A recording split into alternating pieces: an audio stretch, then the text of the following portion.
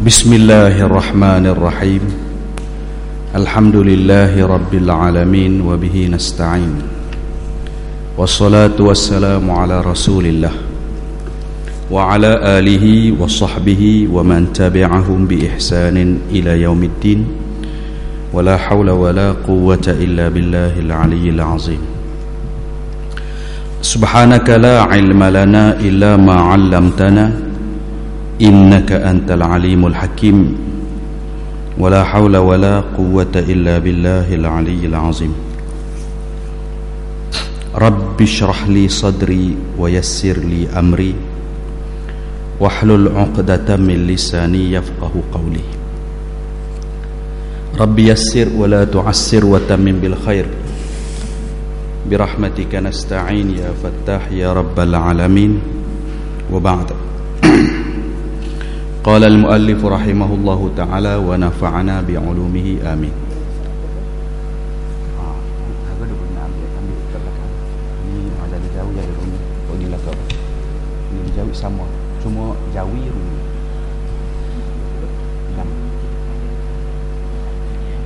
Baik panggil dia ambil dulu kitab ni. Boleh ambil kitab ambil. Baik. Muka surat 2 hadis yang kedua. Hadis yang kedua muka surat 2. Saya rasa Rumi pun sama kan muka surat 2. Di situ ditulis hadis marfu' dalam kurungan. Dan silsilah sanad saya akan baca dengan dimulakan wabihi qala. Wabihi qala tu mungkin minggu lepas pun saya bagi tahu tentang sanad ni. Wabihi wabis sanadil muttasili ilaina min imami at-Tirmidzi. Wabihi qala haddatsana Humaid bin Mas'adat al-Basri qala haddatsana Abdul Wahhab ats-Tsaqafi an Humaidin an Anas bin Malik radhiyallahu anhu qala kana Rasulullah sallallahu alaihi wasallam rab'atan laisa bit-tawili wala bil-qasiri hasanal jismi wa kana sya'ruhu laisa bija'din wala sabtin asmaral launi idza masya yatakaffa'u. Sahihun akhrajahu al-Bukhari wa Muslim wa Tirmidzi wa Ahmad. Baik, dalam lafaz ni, hadis ni ada dua perkataan dulu. Kita tengok perkataan. Ada satu perkataan rabba'atan. Kana Rasulullah sallallahu alaihi wasallam rab'atan. Rab'atan dalam terjemah yang berperawatan sedang. Di bawah sekali sana dalam komentar hadis yang sahih, akhrajahu telah merekodkan hadis ni oleh Imam Bukhari, oleh Imam Muslim, Imam Tirmidzi, Imam Ahmad. Ada 4 rekod dalam kitab hadis, iaitu Sahih Bukhari ada, Sahih Muslim ada, Sunan atau Jami' Imam Tirmizi yang lain pada hak ni pun Imam Tirmizi juga, dan satu lagi Musnad Imam Ahmad. Maknanya dalam 4 kitab besar ada riwayat ini. Kemudian di bawah tu dia tulis gharibul hadis, mana-mana yang jarang dalam perkataan-perkataan Arab. Pertama tadi kita tengok rabba'atan. Makna rabba'atan pertengahan antara tinggi dan rendah, sedang, tak tinggi tak rendah. Dalam komentar bahasa Arab dia rabba'atan bi fathin fasukunin. Maknanya ra baris di atas, ba sukun, rabb. Wa qad taharraka. Kadang-kadang ada juga orang baca raba'atan. Maknanya kalau kita berjumpa mungkin di dalam kitab lain atau riwayat lain ada dia tulis raba'atan. Ba sepatut mati sini. dia kata dia ditulis itu ba bagi di atas pun betul dalam bahasa Arab.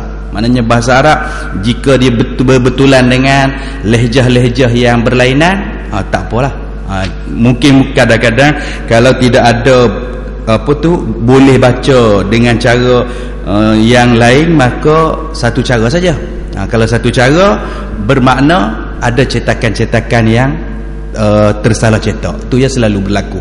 Jadi bila dia bagi tahu sini supaya nak mengingatkan kita kalau kita bertemu di tempat lain atau di dalam kitab lain ba tidak dimatikan. Contohnya raba'atan pun adalah betul dalam bahasa Arab. Wa ta'nisuhu bi'atibarin nafsi, dan dia kata kenapa kalimah raba'ah ni ada tamarbutah di belakang. Selalunya tamarbutah ni untuk sifat orang perempuan, ni sifat Nabi, bukan orang perempuan. Maka ulama Imam Ibnu Hajar membagi komentar di sini, dia kata kerana sifat tidak mengapa, walaupun hak orang lelaki sifat-sifat tu kerana sifat boleh dibangsakan muannas, itu dari segi bahasa Arab. Dan kalimah jamak bagi raba'ah ini adalah raba'at tambah alif ta, maknanya ra ba ain alif ta yang terbuka, raba'atin, raba'atun, raba'atin, raba'atan lah. Jadi cuma Imam Ibnu Hajar kata jika kalimah jamak orang tak baca dengan raba'at tu sangat-sangat jarang, atau bahasa Arab yang tidak masyhur. Dia kalau kalimah mufrad ni, kalimah satu, raba'atan boleh baca, raba'atan boleh baca. Tapi untuk kalimah jamak, maknanya 3 ke atas, nak menyifatkan sifat orang ni dia berbadan sedang. Raba'ah ni maknanya berbadan sedang seorang untuk Nabi sini. Tapi kalau nak cakap yang ramai, kalimah Arabnya kita tambah alif ta, rab'at, rab'atun boleh, rab'atin atau rab'atan tu, tetapi ba tak boleh baris. Kalau raba'at tu memang bahasa Arab pun tak ditemui. Baik, itu segi kalimah pertama rab'ah. Kalimah kedua di bawah sekali tu, di nota kaki, yatakaffa'u. Dalam lafaz hadis ni kalimah terakhir. Dalam terjemah ditulis yatakaffa'u ni masya yatakaffa, jalan sedikit condong ke hadapan. Bila baginda Nabi SAW dia jalan, macam nampak dia laju ke depan, condong ke depan. Itu dalam bahasa Arab yatakaffa'u. Di bawah dia tulis yatakaffa'u, condong sedikit ke depan seperti kapal sedang berjalan, meluncur, langkahnya deras dan bertenaga. Jadi cara Nabi SAW jalan ni cara yang cepat. Jadi jalan cara cepat ni adalah satu cara Nabi SAW berjalan. Baik, itu dari segi kalimah dia panggil gharib. Gharib ni maknanya dari segi bahasa Arab, kalimah-kalimah gharib ni kalimah-kalimah yang jarang-jarang ditemui. Ni gharib bukan dalam bab istilah hadis. Gharib istilah hadis lain pula. Gitu. Gharib dalam istilah hadis mungkin saya beritahu hadis yang perawi dia seorang. Dia belajar seorang sampai ke Nabi seorang semua. Silsilah riwayat, tu dia panggil jenis itu, dipanggil jenis pelajaran gharib dalam istilah hadis. Dia seorang. Dia jenis tafakuh ataupun dia talaqi seorang. Kalau jenis berdua, dua orang belajar dari seorang syekh, ada 2 orang dari syekh, dua, dia panggil aziz. Tu aziz dalam istilah hadis. Kalau aziz dalam bahasa Arab maknanya perkasa. Itu dari segi bahasa. Begitu juga dari segi pengajian ni, kalau orang ni ramai belajar dari ramai, makna ramai 3 ke atas dipanggil masyhur. Jadi 3 istilah ni bukan dari segi makna kalimah. Kalau masyhur kan kita masyhur maksudnya yang dimasyhuri, yang dikenali, itu makna bahasa. Tapi makna istilah hadis Masyhur ni orang yang belajar ramai-ramai, 3 ke atas bilangan pelajar. Kalau aziz ni 2 dari 2. Kalau seorang-seorang adalah gharib. Itu dari segi dipanggil istilah, mustalah dari segi pengajian dia. Baik. Adapun hak kita baca hadis marfu', okey, kita tengok pada hadis ni. Bila disebut hadis marfu', mungkin minggu lepas pun saya bagi tahu ni daripada aspek yang lain. Aspek perawi ni dia bagi tahu hadis ni dan dia sandarkan kepada Nabi. Maknanya hadis ni daripada Nabi SAW, Nabi buat begini, Nabi bagi tahu begini. Dia yang ceritanya sahabat Nabi atau perawi hadis ni dia cerita tentang Nabi, mengenai Nabi, itu dia panggil marfu'. Tu aspek lain pula ni. Aspek maknanya perawi pula bagi tahu. Satu lagi, seorang tabi'in dia bagi tahu mengenai sahabat Nabi. Dia kata aku nampak sahabat dia bagi tahu gini masa zaman dia bersama Nabi.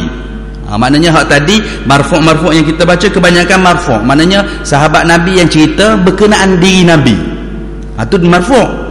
Kemudian bawah pada dia tabi'in cerita berkenaan sahabat.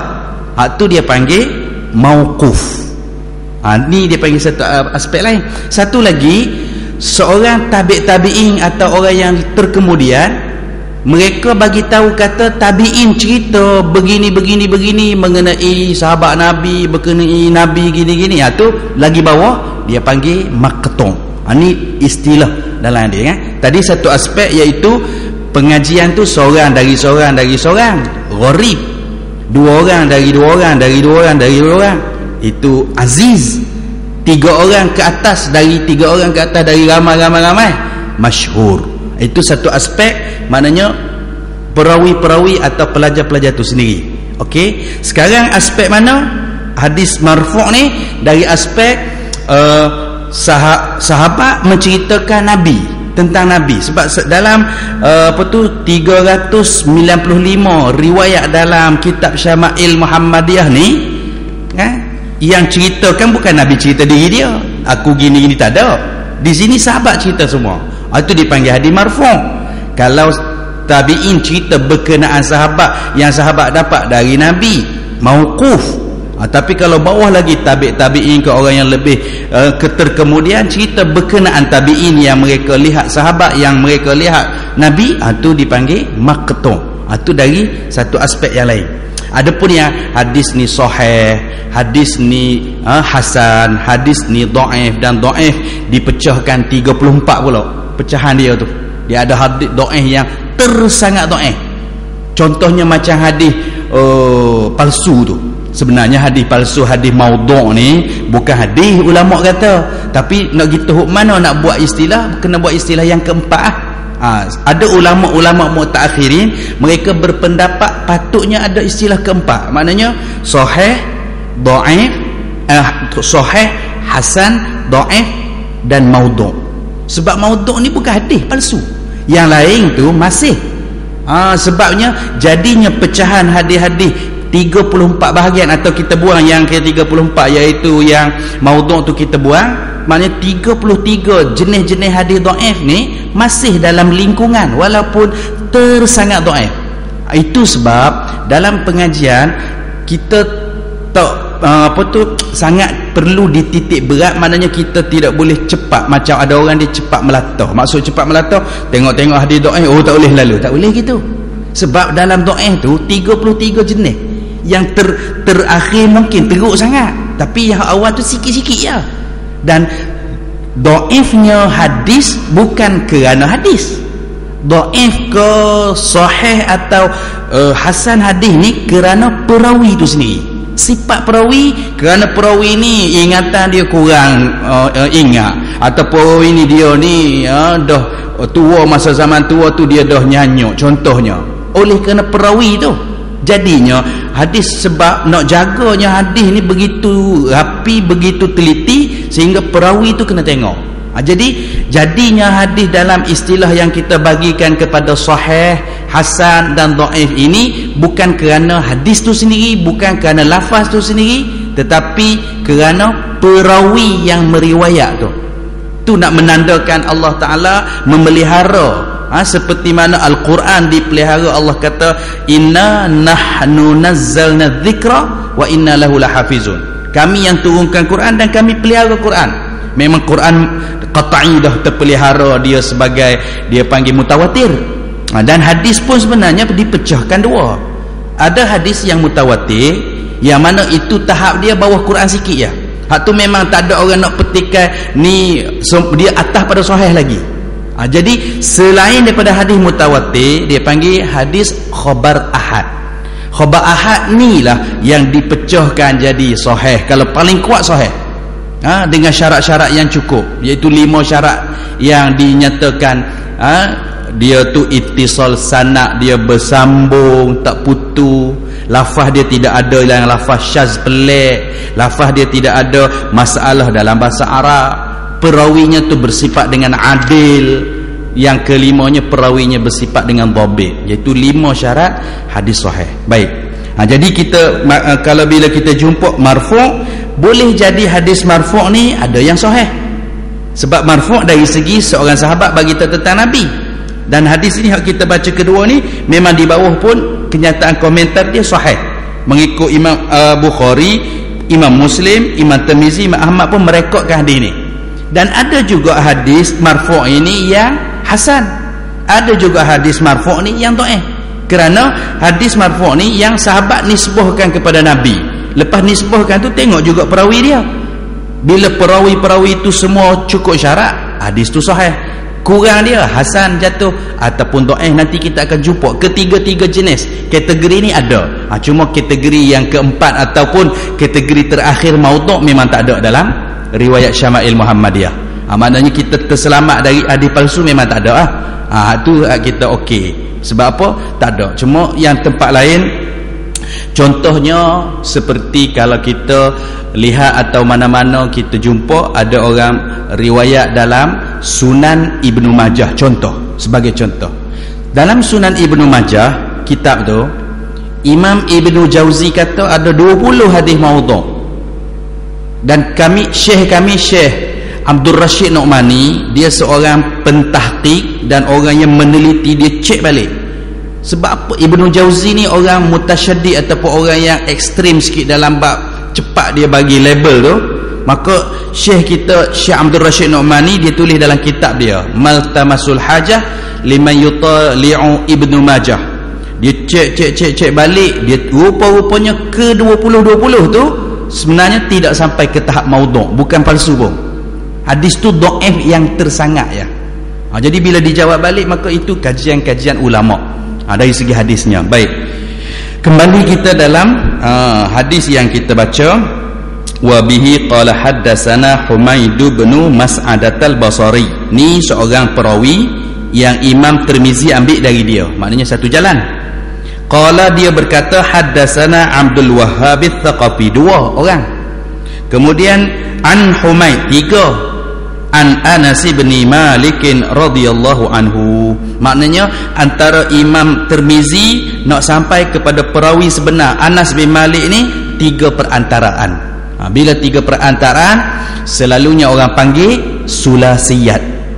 Sulasiyat ni maknanya hadis yang 3 perantara, dekat lagi lah, tak jauh. Gitu. Imam Syafi'i sendiri hadis sulasiyat dia pun banyak.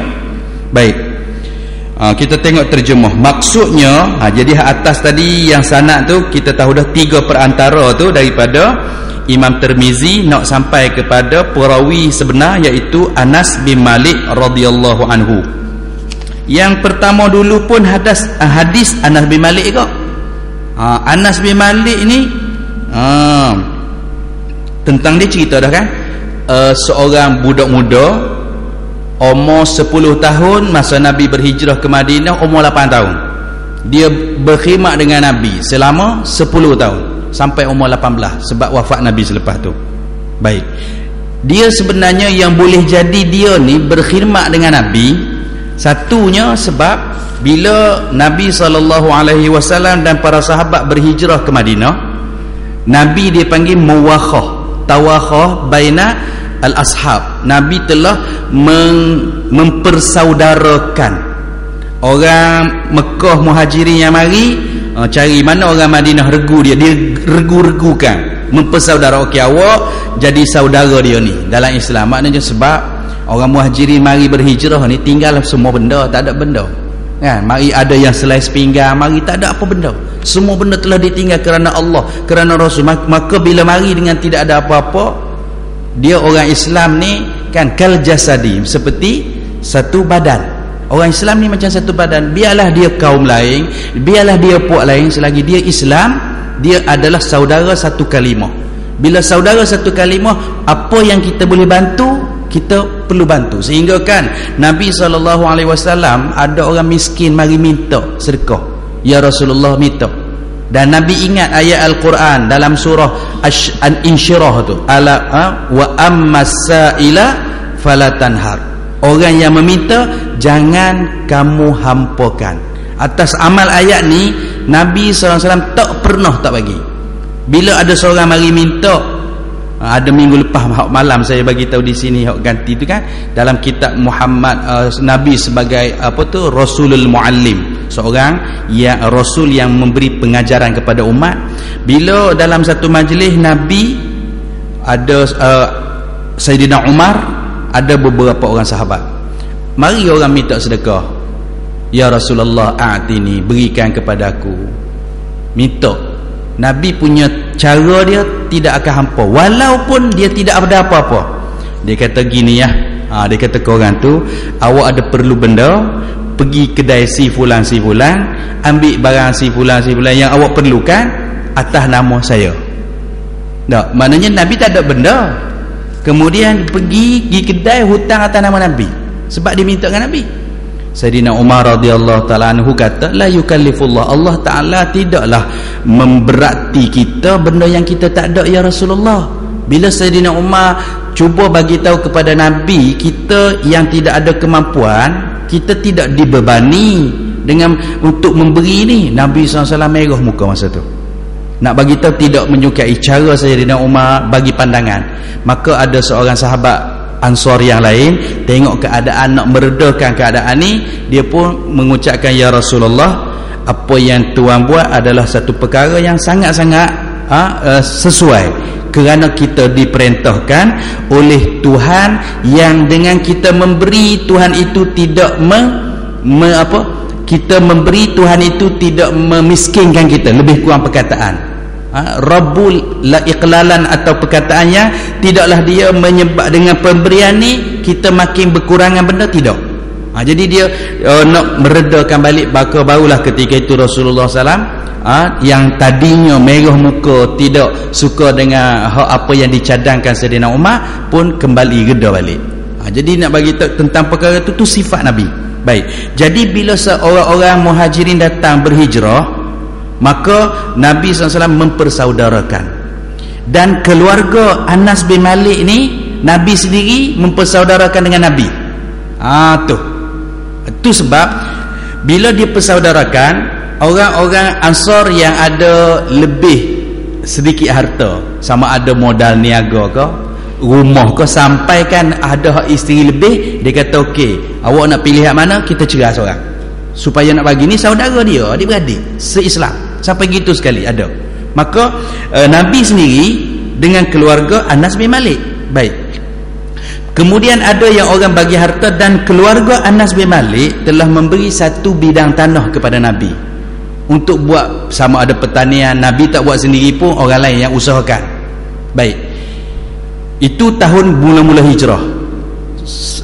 Maka perkara ni berjalan. Baik, bila Nabi bersaudara, satu kita boleh tengok daripada sirah Nabi ni, Masya Allah, bijaksana Nabi, canggih, cantiknya Nabi buat.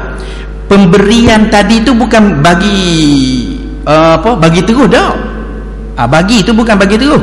Maknanya okey, ni persaudara dah, tak apalah, kita ada sebidang tanah, ambil terus lah. Kalau macam isteri, memanglah dia cerai, dia cerai dah ni, kahwin terus lah. Tu bukan benda boleh pergi mari kan. Tapi benda ni macam barang tanah, kebun atau tempat meniaga. Abdul Rahman bin Auf sendiri pun dia kata, okey, saya tak perlu awak bagi apa pinjam modal, tunjuk mana pasar, saya mula nak buat niaga. Itu Abdul Rahman bin Auf. Adapun Nabi sendiri ada tanah, diusahakan oleh orang yang lain. Kemudian Nabi bagi atas dasar macam ambil guna. Maknanya bukan ambil hak, ambil guna. Jadi bila ambil guna, sampai satu masa ada modal lain, boleh beli tanah lain, apa, bagi mula. Tapi dalam masa guna tu, jika ada lebihan ataupun untung banyak, untung lebih, bagi ketua sama dah. Dia bagi pun berjasa, kita jasa balik orang yang berbudi berjasa gitu kepada kita. Jadi ini keadaan berlaku. Sampaikan bila cara gini buat, bagus hubungan. Ya, contoh katalah dalam masyarakat kita, tu ayah dulu tengok ada kawan orang miskin ambil buatlah tanah atas buat rumah atas tanah aku. Bagi tu seolahnya macam bagi tu. Jadi anak tak boleh nak milik balik, nanti ayah mati sebab bagi. Kalau keadaan ini berlaku kat kita, maka anak ni yang baiknya dia kena pergi jabat tanah, ukur berapa banyak, tukar nama yang bahagian tu, pecahkan lot tu atau sebagainya, supaya masalah akhirat terjadi masalah. Tapi yang penting, kalaulah kita sama-sama belajar sejarah, orang yang diberi ni masa dia miskin, nanti anak-anak mungkin kaya apa semua, dah ada anak kaya apa semua, beralih dah tanah ni, orang bagi duduk pun wujud dah, bukan beli bayar pun, bukan sewa pun sebenarnya, hakikat sebenar. Dah anak-anak boleh berjaya apa semua, beli tempat lain. Ni kadang-kadang dok, bukan setakat ahok tanah bagi, nya tambah lagi buat. Jadi tak patut orang bagi tu pun wujud, tak minta apa-apa bayaran. Satu hal. Ini bila kita tengok sirah Nabi SAW, dia suruh di kalangan sahabat bagi ni, ada satu istilah dalam kitab sirah Ar-Rahiqul Makhtum. Saya tak ingat istilah tu, tapi cantik istilah dalam muasyarat, yang mana bagi tu, bila bagi orang yang buat kerja atas tu, dia bukan dengan perjanjian, tapi ada keuntungan, dia bagi ketuan. Sampai satu masa ketika peperangan Hunain. Hunain ni peperangan yang harta ghanimah paling banyak orang Islam dapat. Bila harta ghanimah paling banyak, maka masa itulah orang-orang muhajirin tu dapat ghanimah banyak, boleh memiliki tanah, memiliki harta. Asal yang telah dibagi oleh orang asal dulu tu dipulangkan kembali masa tu, selepas peperangan Hunain. Tentang kisah ni dalam kitab Syekh Safiyur Rahman Mubarakpuri Ar-Rahiqul Makhtum tu sangat cantik ibarat dia bagi tahu olahan dia tu yang kita nampak, Masya Allah, betapa eloknya, cantik yang Nabi persaudarakan. Jadi tidak ada orang rasa hati dah. Orang tadi pun mungkin dia pun nak bagi, kalau orang tu tak ada, bagi terus pun apa. Dalam masa dia bagi pun orang ada usaha, dia dapat juga sikit-sikit hasil, bukan kata bagi saja gitu. Jadi itu kadang-kadang kat kita, bila kita tengok sirah, kita tatbik ataupun kita masukkan dalam kehidupan seharian, maka Masya Allah akan jadi cantik Tak jadilah tanah, ada rumah buruk, tanah pun dibiar. Tuan rumah nak duduk, tuan tanah kata tak boleh tanah aku. Tuan rumah nak duduk, tuan tanah kata hak aku. Anak-anak lain dah, ayah yang bagi dulu, ayah bagi kepada ayah. Ayah A bagi ayah B. Lepas tu ayah pun mati, dua-dua ayah mati, anak ni nak duduk. Hak ni kata tuan tanah tak boleh, ni tanah aku. Orang tanah nak duduk rumah, orang rumah tu kata pula tak boleh, rumah aku. Lama-lama buruk gitu saja. Sedangkan benda tu patut paling-paling tidak, aku tak boleh duduk, mu tak boleh duduk, kita bagi sewa, bagi dua. Contohlah, sebagai contoh. Jadi benda tu sebenarnya bila kita kembali kepada sirah, maka tu banyak perkara-perkara yang kita boleh tengok apa yang baginda Nabi buat. Jadi Sayyidina Anas bin Abi Malik ni pun ketika selepas peperangan Hunain, dia pun mak dia lah bersuara kata, "Hai Anas, mu tanya sepatah dengan Nabi, tanah kita dulu tu macam mana? Sebab orang lain tu dah pakat bagi balik. Bukan minta mula buruk siku ni, bukan ni, nak tanya dah masa tu memang semua bagi balik. Sebab Nabi pun kata bagi mula." Nabi sallallahu alaihi wasallam pun kata, aku hadiah dah ke orang lain. Jadi dia pun tak ada masalah. Dia bagi tu pun mungkin nak bagi tu dah, dan Nabi pun bagi ke orang lain, orang yang lebih memerlukan, orang fakir, maka dia pun tak ada masalah. Mak Anas pun pernah tanya, dari situlah diolah dalam kitab Ar-Rahiqul Makhtum bahawa masa ketika selepas peperangan Hunain, semua orang-orang yang muhajirin tadi, yang mereka dah dapat harta ghanimah yang banyak, telah mengembalikan semula harta asal tadi. Baik, jadi nak cerita tentang Anas kan. Baik, okey, maksudnya hadis daripada Anas bin Malik radhiyallahu anhu. Dia berkata, kana Rasulullah sallallahu alaihi wasallam, Rasulullah sallallahu alaihi wasallam adalah seorang rabba'atan, yang berperawakan sedang, maksudnya tubuh badan dia. Tu sebab raba'ah tadi dia kata pertengahan antara tinggi dan rendah. Maknanya dari segi tubuh badan orang tengok sedap kelih, tak tinggi sangat, tak rendah sangat, sedang. Laisa bitawil, ini sebagai takkid ni penguat lagi. Dah Nabi ni orang sedang macam mana sedang ni? Laisa bitawil, tidak tinggi, wala bil qasir, tidak pendek. Maknanya sedang ngelih Itu sebab kata sebagai laisa bitawil wala bil qasir, tidaklah sangat panjang jelo atau pendek sangat. Pendek ketok, panjang jelo. Itu tawil. Dibagi tahu dalam syarahan at-tawilul ba'in, panjang jelo, al-qasirul mutaraddid, pendek ketok. Jadi Nabi ni sedang, orang cantik, sedang lihat. Maka laisa bitawil wala bil qasir ni dalam bahasa Arab kita panggil ataf bayan, nak menerangkan tentang raba'ah tu apa. Raba'ah ni pertengahan tu pertengahan macam mana? Maknanya taklah panjang atau taklah pendek, tak. Hasanal jismi, ini pun penerangan dia pula. Hasanal jismi ini adalah tubuhnya bergaya. Raba'ah laisa bitawil wala bil qasir, hasanal jismi, benda sama tapi nak bagi tu benda sama dengan sifat-sifat yang disifatkan tu adalah kecantikan yang sempurna. Maknanya tubuhnya bergaya, comel, molek, sedap tengok, sedang tak, panjang tak, pendek. Wa kana sya'ruhu, dan rambutnya laisa bija'din, tidak kerinting, tak kerinting semua pun tidak, wala sabtin, dan tidak lurus terurai, tak juga. Kerinting tak, lekong juga, panjang mengurai tak juga. Tu dia panggil apa tu, dia ketok tu, ketok, rambut ketok, apa panggil. Kemudian asmaral laun, ini tubuh Nabi kulitnya berwarna sawo matang, tak putih sangat, sepung, tidak gelap. Allahu Akbar. Dan dalam Imam Ibnu Hajar kata wal ma'na launuhu asmar, maknanya tubuh Nabi tu sederhana, tidak nampak warna yang sangat cerah dan tidak sangat warna yang kegelap. Idza masya, apabila beliau berjalan, yatakaffa'u, beliau melangkah laju, bertenaga dan sedikit condong ke depan. Bila dia condong, dia akan jadi laju. Tak, bila condong, jalan dia ada jadi laju. Tu sebab Nabi SAW dia punya perjalanan, bila mungkin ada satu suara bagi salam atau apa, dia akan berhenti dan dia akan paling dengan seluruh tubuh. Dia jarang paling tanpa seluruh tubuh. Maknanya macam kita paling muka saja kan, badan tak paling tau. Itu di antara adab Nabi Maknanya kita dia panggil raikan seseorang dengan cara seluruh tubuh paling. Itu ada akan dinyatakan nanti Nabi akan berpaling dengan paling dia, tidak dengan tubuh sedia saja ataupun tidak dengan muka dia saja.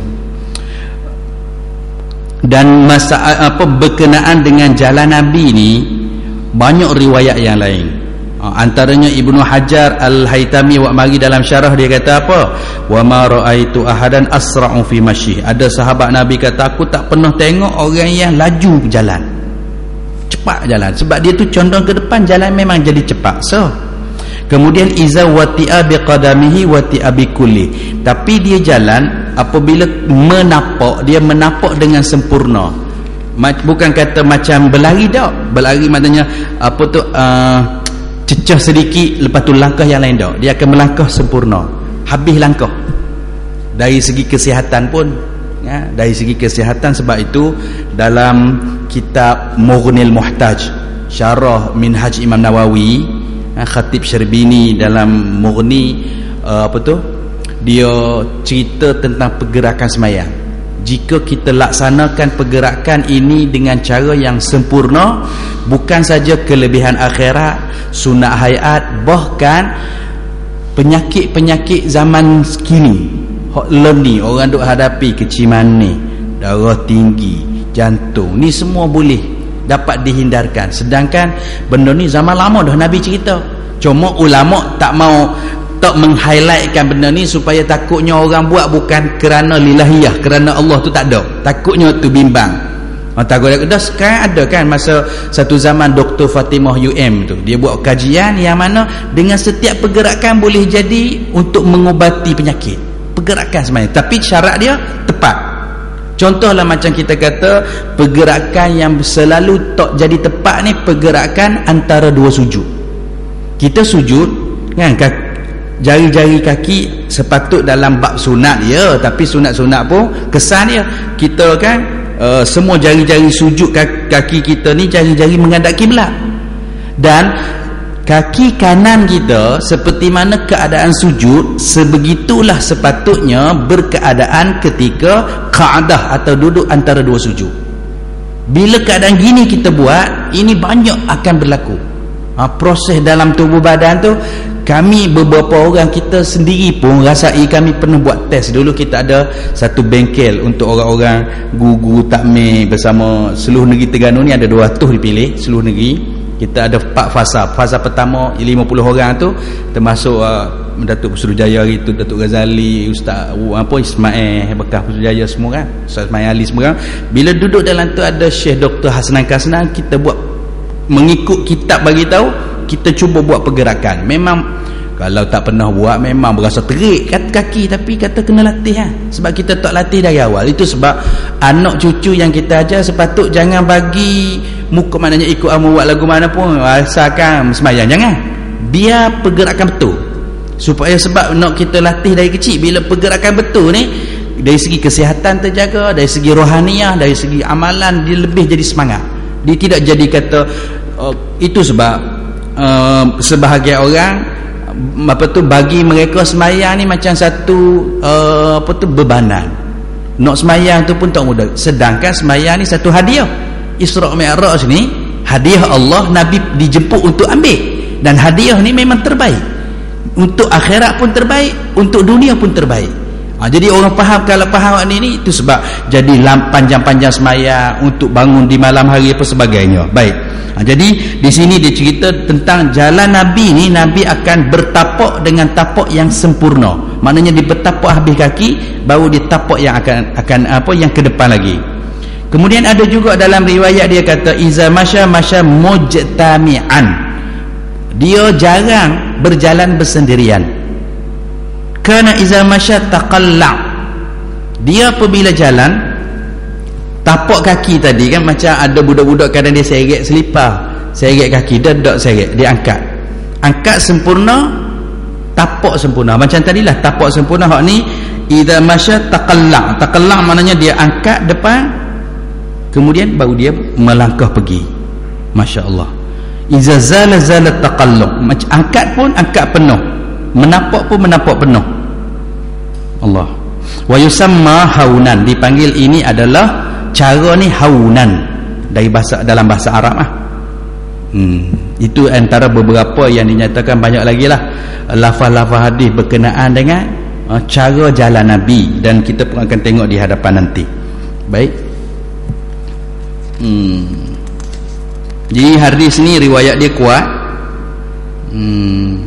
Dan berkenaan dengan hak ni, dalam satu syarah Khasailun Nabawi, Maulana Zakaria Kandahlawi rahimahullah, dia telah menyatakan bahawa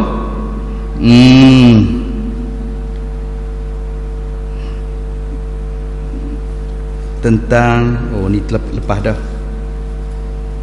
Ni perbincangan lepas dah. Tak ada sini. Ni lepas. Okey, tak apa. Jadi riwayat tadi ni yang sebelum nombor 1 pun adalah hadis yang sahih, riwayat Bukhari, rekod Bukhari, Muslim, Malik, Ahmad. Hak ni pun sahih, Bukhari, Muslim, Tirmizi, Ahmad. Baik, kita tengok yang ketiga, hadis yang ketiga. Jadi di sini kita nampak ada satu, dia nak menyatakan Nabi SAW memang seperti mana Allah Ta'ala bagi tahu banyak dalam Quran tu, khuluq, satu akhlaknya, dan khalq, ciptaan bentuk tubuh dia pun sempurna, sederhana, sedang, molek tengok. maknanya sedap mata ngelih lah. Rambutnya pun, cara berjalannya pun. Baik, hadis yang ketiga, wa bihi qala haddatsana Muhammad bin Basharin qala haddatsana Muhammad bin Ja'farin qala haddatsana Syu'batu an Abi Ishaqa qala sami'tul Barra ibn Azib radhiyallahu anhu yaqulu kana Rasulullah sallallahu alaihi wasallam rajilan marbu'an bu'aidama bainal mankibain azimal jummah ila syahmati uzunaih alaihi hullatun hamra'u ma ra'aitu syai'an qattu ahsana minhu. Dan riwayat ni ada 4 perantara. Muhammad bin Bashar, perawi seorang dari Imam Tirmizi ambil. Kedua dia ambil dari Muhammad bin Ja'far, dan Muhammad ambil daripada Syu'bah, Syu'bah ambil dari Abu Ishaq. Jadi 4 perantara. Hak tadi 3.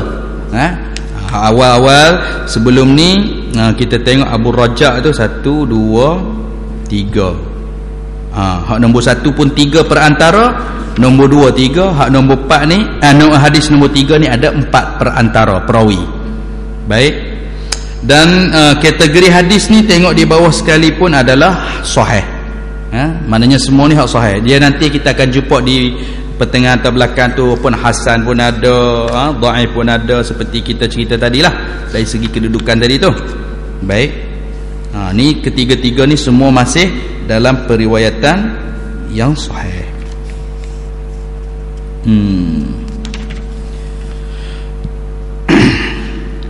Maksudnya hadis daripada Abu Ishaq, maknanya perawi sanad tu dia tak baca, dia tak tulis habislah seperti sebelum pun. Abu Ishaq rahimahullah dia ambil, dia berkata, aku mendengar Barra bin Azib berkata.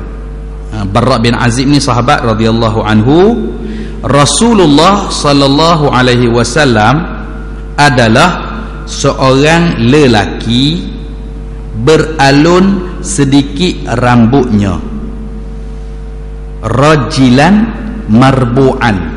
Rajilan ni kalau sebut rajulan lelaki, tapi kalau rajilan rambut yang lurus, marbu' yang ketok, maknanya lurus bukanlah lurus mengurai.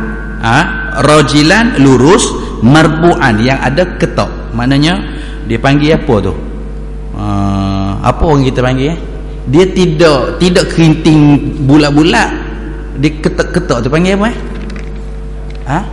Ikal. Dia tidak lurus tu dan dia tidak bulat-bulat kerinting. Jadi maknanya ada ketok tu, ada apa? Lekuk-lekuk tu, sebab rajilan tu lurus, marbu'an tu dia maknanya ada lekuk-lekuk, maknanya ikal lah. Rajilan marbu'an tu ikal maknanya. Tu dia kata lelaki yang beralun sedikit rambutnya, maknanya rambut ikal. Bu'aida. Baik, bu'aid ini cara bacaan. Mungkin kalimah yang sama kita jumpa di mana-mana tempat. Ba'id makna jauh, tapi bu'aid ni sedikit jauh. Dia kalimah ni, mana-mana kalimah dia panggil isim tasghir. Isim tasghir ni macam contohlah, contoh kalimah kabir, akbar kan, Allahu akbar, Allah maha besar. Akbar ni isim tafdil, dia ada isim tafdil, ada isim tasghir. Kabura besar, akbar maha besar, lebih besar. Lepas tu kalau nak bagi tahu sikit besar, macam mana? Maka Arab dia guna kubair. Macam juga kita kata nasara, bantu, ansaru, yang sangat membantu. Tapi kalau nak bagi tahu, contohnya orang tanya kita, awak ada bantu tak? Adalah sikit-sikit. Bantuan yang sikit, nusair. Jadi semua wazan ataupun wazan yang guna fa'ayala, fu'ailun, wazan fu'ail, kubairun, sughairun, nusairun, ruhaimun. Rahim kan maha penyayang, tapi sayang sikit-sikit, ruhaimun. Gitu. Macam orang belajar, darasa yadrusu darsan, Adrasu ni orang sangat banyak belajar, tapi kita kata belajarlah sikit-sikit. Duraisun tu maknanya guna wazan fu'ailun. Kita guna mana-mana kalimah 3 asal tu tambah ya di sebelum akhir. Itu cara bahasa Arab dia panggil isim tasghir. Ni isim tasghir ni ba'id jauh, tapi bu'aid sikit jauh. Maknanya bu'aid ma bainal mankibain, ni antara dua bahu dia ni sedikit jauh. Maknanya dia lebar. Dia tidak kata betul sangat, terbuka sangat, tidaklah jatuh sangat. Bahkan antara dua mangkab ni bahu, mankibai dua bahu. Antara dua bahu dia ni bu'aid. Maknanya sedang terbuka sedang. Terbuka sedang, tidak kata jatuh bahu, rapat sangat, dekat sangat. Tu semua bentuk-bentuk yang kurang elok. Jadi bila bu'aid ni bentuk yang cantik sederhana, terbuka, bidang. Bu'aid ni boleh kata bidang ma bainal mankibain, terbuka antara dua bahunya. Sedang bentuk tubuhnya lebar antara dua bahunya. Ni bidang ni bu'aida ma bainal mankibain. Jadi dia gabungkan sedang bentuk tubuh lebar antara dua bahu. Apa perkataan ni? Baik. Sebab nak terjemuh dengan lebar saja tak, tapi contohnya lagi tu lagi. Sedang bidang bentuk tubuh lebar antara dua bahu tu. Azimal jummah. Azim ni lebat, al jummah. Jummah ni gaya rambut Nabi SAW ada 3 gaya dia. Rambut dia ada jummah, 5 zulfa. Jummah ni ila syahmati uzunain, sehingga ke hujung dua telinga, mencecah dua cuping telinga ni dipanggil jummah. Maknanya rambut dia rambut lebat kan, sampai ke belakang ni mencecah dua ujung telinga, tu dipanggil jummah. Satu lagi dia ada juga ulama mengatakan hak ni zulfa, jummah ni atas sikit, di antara ikhtilaf itulah. Okey, sekarang kita ambil yang ni. Jummah ni mencecah dua telinga, atas dia sikit, kadang-kadang dia potong atas sikit, pada tu dipanggil zulfa. Dan masa-masa peperangan ataupun berjuang jihad apa semua, dia turun lagi ke bawah mencecah dua bahu, tu dipanggil limah. Yang limah, jummah, zulfa. 3 keadaan ni rambut Nabi. Kalau botok jarang. Botok ni tahallul tahallul pun Nabi SAW pergi buat umrah satu masa ada Hudaibiyah tu, selepas tu umrah qada tahun ke-8 lewat-lewat dah. Maknanya dia hanya maknanya buang rambut tu hanya ketika tahallul saja. Selain pada tu sahabat-sahabat Nabi ada buatlah, kalau kata rambut botok tu, tapi Nabi kebanyakan antara 3 keadaan rambut dia. Satunya sedikit atas daripada 2 cuping telinga, dia sama belakang, atau mencecah 2 cuping telinga bawah, ataupun dia mencecah hujung atas bahu. Dia panggil jummah, 5 zulfa. Tu sebab nak ceritanya cantik, elok cara tu. Beliau alaihi hullatun hamra, beliau memakai selendang berjalur merah. Maknanya di orang-orang Yaman ataupun dia punya tenunan zaman tu, dia antara 2 tempat, kain-kain daripada Yaman dan kain-kain daripada Syam, Parsi.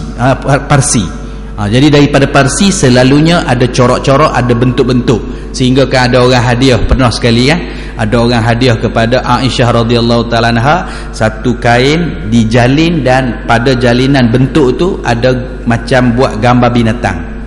Dia tak bagi tahu sama ada jenis binatang kucing atau lain.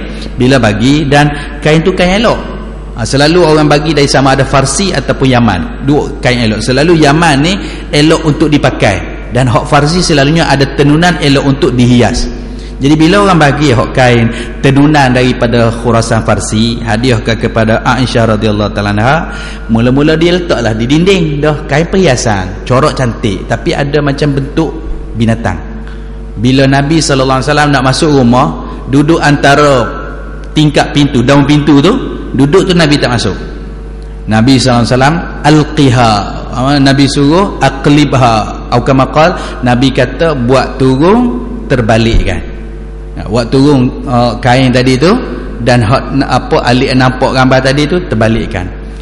Atas hadis itulah Dr. Wahbah Zahili dalam kitab Tafsir Munir dia, dalam bab Tamasil, tentang syarahan bab-bab orang buat patung, berhala sebagainya, dia bincang bab gambar. Sebab Dr. Bazali orang terkini, dia bincang bab gambar. Dia kata kalau tengok daripada hadis yang Nabi tak masuk rumah ketika ada Aisyah gantung satu kain perhiasan dari Parsi, dan Nabi suruh waktu turun terbalikkan, nak menunjukkan, dia kata memiliki gambar tu dibolehkan, tetapi dalam keadaan tertutup. Contoh dia bagi tahu macam album. Contoh kita ni ada nak peringatan keluarga ke apa semua, ini dipanggil pandangan yang kita kira sebagai mu'tadil atau sederhana lah. Ada ulama macam kata ulama-ulama Pakistan, India, dia ubah ataupun South Africa, gambar tak boleh, haram tu. Sampai kan ada syekh tu nak pergi haji tu, pergi jabat immigration, dia kata pasport kalau tak berbuh gambar tak boleh ke, dia kata. Dia nak jaga sampai, sedangkan dah apa dunia punya tertib macam tu. Ni syekh ni adalah yang kumpul nama-nama Nabi 300 lebih tu, Barakat Makiyah tu, Syekh Musa Rohani Al-Bazi. Dia sampai cakap dengan immigration dah masa nak pergi Mekah nak buat pasport, dia kata kalau pasport tak berbuh gambar tak boleh. Sampai gitu. Maknanya dia orang jaga, tapi dah peraturan dunia dah buat macam mana, terpaksa lah kan. Itu sebab ada sebagai ulama kata gambar tak penuh tak apa, ataupun sebagai, maknanya kita nak ambil pandangan yang mu'tadil atau sederhana ni, seperti mana Dr. Wahbah Zahili bagi pandangan lah. Maknanya kita ada sebagai satu koleksi simpanan, dan seelok-eloknya kita tidak memaparkan lah. Kalau tengok pada asal hadis tadi, Nabi tak mau masuk rumah selagi ada, waktu turun dulu terbalikkan. Itu pandangan. Tengok daripada satu aspek tu, jadi ulama banyak yang takwilkan juga. Dia kata kalau tak penuh tak apa, wallahu alam. Tapi itu antara apa cara yang Dr. Wahbah Zahili dalam kitab Tafsir Munir dia terangkan di situlah. Baik, jadi kita nak bagi tahu tadi ni tentang hullah. Hullah ni kain hamra, selendang yang berjalur merah. Jadi jenis jaluran warna merah ada putih, putih ada merah, ni jenis-jenis kain yang dipakai. Sama ada ridak selendang ke, kain burdah pakai ke, ni semua dari Yaman. Dia hullah, al-burdah, ni semua nama-nama jenis kain-kain yang lembut sesuai dipakai, hak diperbuat Yaman. Zaman tu, zaman Nabi, kalau kain hak bahagian pakai hak comel kan Yaman. Kalau kain bahagian hiasan corak-corak, kain daripada Farsi. Selalu orang Farsi ditenung dengan tangan. Jadi di sini dia bagi tahu Nabi sentiasa memakai selendang yang berjalur merah. Bukan saja selendang, bahkan nanti kita akan jumpa lagi riwayat, dan sebelum ni pun cerita Nabi suka memakai baju merah, dan merah dia tu bukan merah menyela tu kan. Ada ulama kata merah yang kehitam-hitaman, merah yang kegelap. Maka merah tadi tu terutama di malam purnama Nabi suka untuk pakai, ataupun di ketika dia menerima mana-mana tetamu yang datang. Maknanya dia ada pakaian dia. Baik, beliau memakai selendang berjalur merah. Okey, hak tadi hak saya cerita tadi, jamah tu sebenarnya perkataan satu lagi, bukan limah, jamah wafrah. Gitu, jamah wafrah, limah ataupun di antara dua tu, wafrah makabai wafrah, ya, jamah wafrah limah, ataupun jamah jumah ni dia ada dua nama, jumah atau zulfa. Yang atas sedikit lagi wafrah, pada bawah yang mencecah tu dipanggil lima. Fauqal jummah dunal wafrah, ya, wafrah jummah lima. Khair. Kemudian katanya Al-Barra' bin Azib perawi, ma ra'aitu syai'an qattu, saya tidak pernah melihat seseorang ahsana minhu, yang lebih kacak daripadanya. Tak pernah tengok. Bila dah lah keadaan tubuh badan Nabi yang sempurna, lepas tu pula dengan pakaian pula yang elok, adanya lagi hullah lagi, dan katanya Barra bin Azib, tak pernah aku melihat orang yang seelok baginda Nabi SAW. Jadi perkataan macam ni dipanggil, ni adalah ahsana minhu, yang lebih baik daripadanya, dari segi nak bagi tahu, menceritakan kesempurnaan dan keelokan. Dan oleh kerana tu, mengikut Imam Ibnu Hajar Haytami, dia kata riwayat hadis ni adalah sahih, ya? Riwayat hadis ni sahih. Maka kata Imam Syafi'i apa, dia kata wabihi istadalla imamuna asy-Syafi'i ala hulli lubsil ahmar, bahawa memakai pakaian merah tu antara perkara yang halal. Baik, kenapa dia kata halal, elok pakai? Sebab ada segelintir puak, terutama di kawasan Hindustan, India, dia tak boleh pakai merah. Dia kata merah ni, kita nak pakai merah kegelap pun tak boleh. Dia kata merah ni bagi dia, ada kumpulan lah, bukan kata semua orang majoriti, tapi ada kaum yang bagi dia pakaian merah ni orang tidak beradab, orang tak elok, orang buat perlakuan-perlakuan tak elok, terutama kalau jenis-jenis pondang. Dia kata di sana, ini dia punya orang sebahagian kelompok yang ada di kawasan India. Jadi kalau kita pakai merah kehitaman, kita pakai nak amal sunnah Nabi. Dia tengok lain ya. Mari kita tengok, kata buat apa, tengok tu ada orang cuek tu warna merah, rupanya ada golongan dia gitu. Oleh kerana itu Imam Syafi'i kata tak ada apa, atas dasar Nabi pakai, maka tidak menjadi halangan untuk kita pakai. Cumanya kalau kita pergi ada tempat-tempat yang kawasan mereka kata berpandangan tak elok memakai gitu, maka kita raih kawasan kan, sebab kita uruf tempat tu, bagi dia pakaian ni bagi orang tak elok, jadi kita tak usah pakai lah seeloknya. Tu atas dasar kita raih dan tengok kepada uruf setempat. Dia pimpak dia gitulah. Macam tu juga dia ada kelompok-kelompok duduk di sesuatu kawasan, ya. Di Karachi selalu kita suka jalan, ya. Ada satu kawasan, dia style dia sana selalu okey, ini kawasan kalau orang nega besi belakang, orang nega periuk belakang. Sana periuk beli dengan timbang, kena timbang periuk apa style dia sana. Jadi kita kadang nak pergi cari tempat-tempat gini harga murah. Tapi bila tempat-tempat begini, sebahagiannya ada tempat-tempat contoh macam tadi lah, kawasan-kawasan orang pondang duduk dekat dengan pasar tertentu. Kita nak pergi pasar, cakap dengan orang bawa rickshaw ataupun bawa taksi pun dia tengok kita nak pergi tempat, padahal kita nak pergi beli. Dia tengok pun tengok kata, kita kata tak ada, aku pergi beli ya, kata baru dia pun tak ada masalah. Kata tidak, duk tengok pakai piah, pakai serban kan nampak ni, nak pergi tempat gitu. Tu sampai kau orang dia tak sebut nama tempat bahasa tu, pergi sebut sebelah kadang, tapi nak sampai tu depan sikit lagi. Ada juga pesen gitu. Macam tu sekali berlaku. Sebabnya kita antara syekh kami, Syekh Ghulam Mustafa, dia duduk satu tempat di Hyderabad. Maknanya perjalanan kita lebih kurang cuti, kita akan pergi ke dia, tempat Syah Waliullah Akademik sana. Jadi lebih kurang 2 jam naik bas pergi sampai sana, nak ambil rickshaw ataupun auto tu. Di tempat syekh tu duduk, nama kawasan Kai Bazar. Kai Bazar ni ada sekelompok tepi tu kawasan pondang. Kita nak sebut Kai Bazar tu, dia tengok ya kita dah. Lepas tu nak sebut benda, kadang kena sebut Sadar Bazar ke yang duduk sebelah dia, baru tak apa. Gitu keadaan. Dia orang dia tak boleh tengok, pelik lalu. Khair. Jadi Ibnu Hajar Al-Haytami kata Imam Syafi'i mengambil dalil bahawa tidak menjadi masalah. Maknanya bagi seorang lelaki pun memakai pakaian yang merah. Dan juga Imam Syafi'i kata dalam pandangan dia mengikut Ibnu Hajar, wa hamalahu ala zil khutut, dengan syarat pakaian yang ada dicampur dengan line atau warna lain. Sebab Nabi pakai ni hullah hamra, pakaian yang berjalur.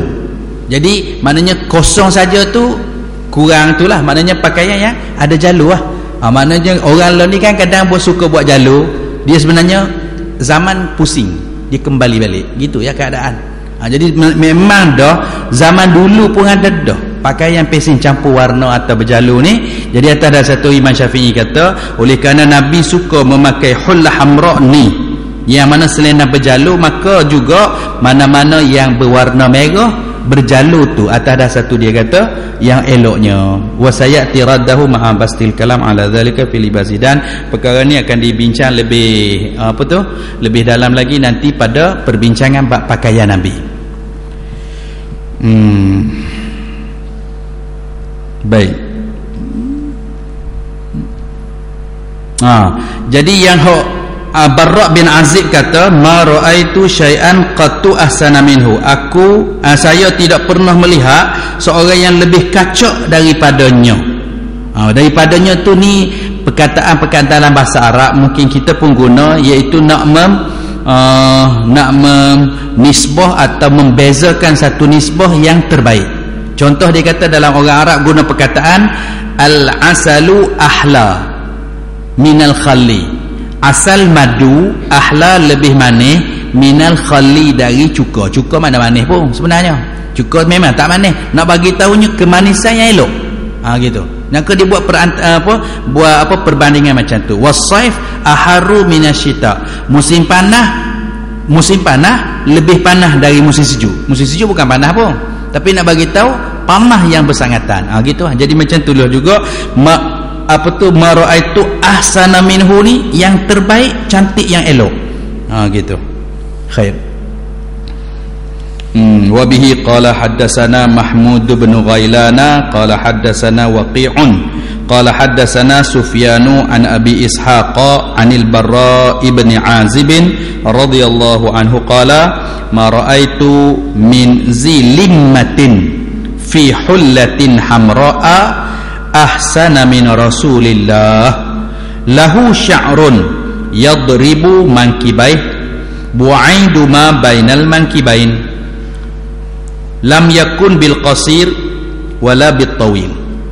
Baik, riwayat yang keempat ni marfu' juga, dan hadis ni hadis yang hasan sahih. Jadi hadis ketiga tadi sahih, Imam Bukhari rekodkan, Imam Muslim, Imam Abu Daud, Ibnu Majah, Imam Ahmad. Maknanya 1, 2, 3, 4, 5 Imam Tirmizi sini dalam ni. Hanya Imam Bukhari, Muslim, Abu Daud, Tirmizi, Ibnu Majah ada semua Sunan Sitah.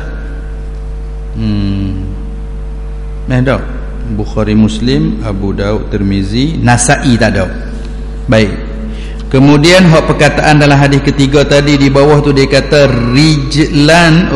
rojulan tu bukan, bahkan rojilan, sifat rambut beralun sedikit.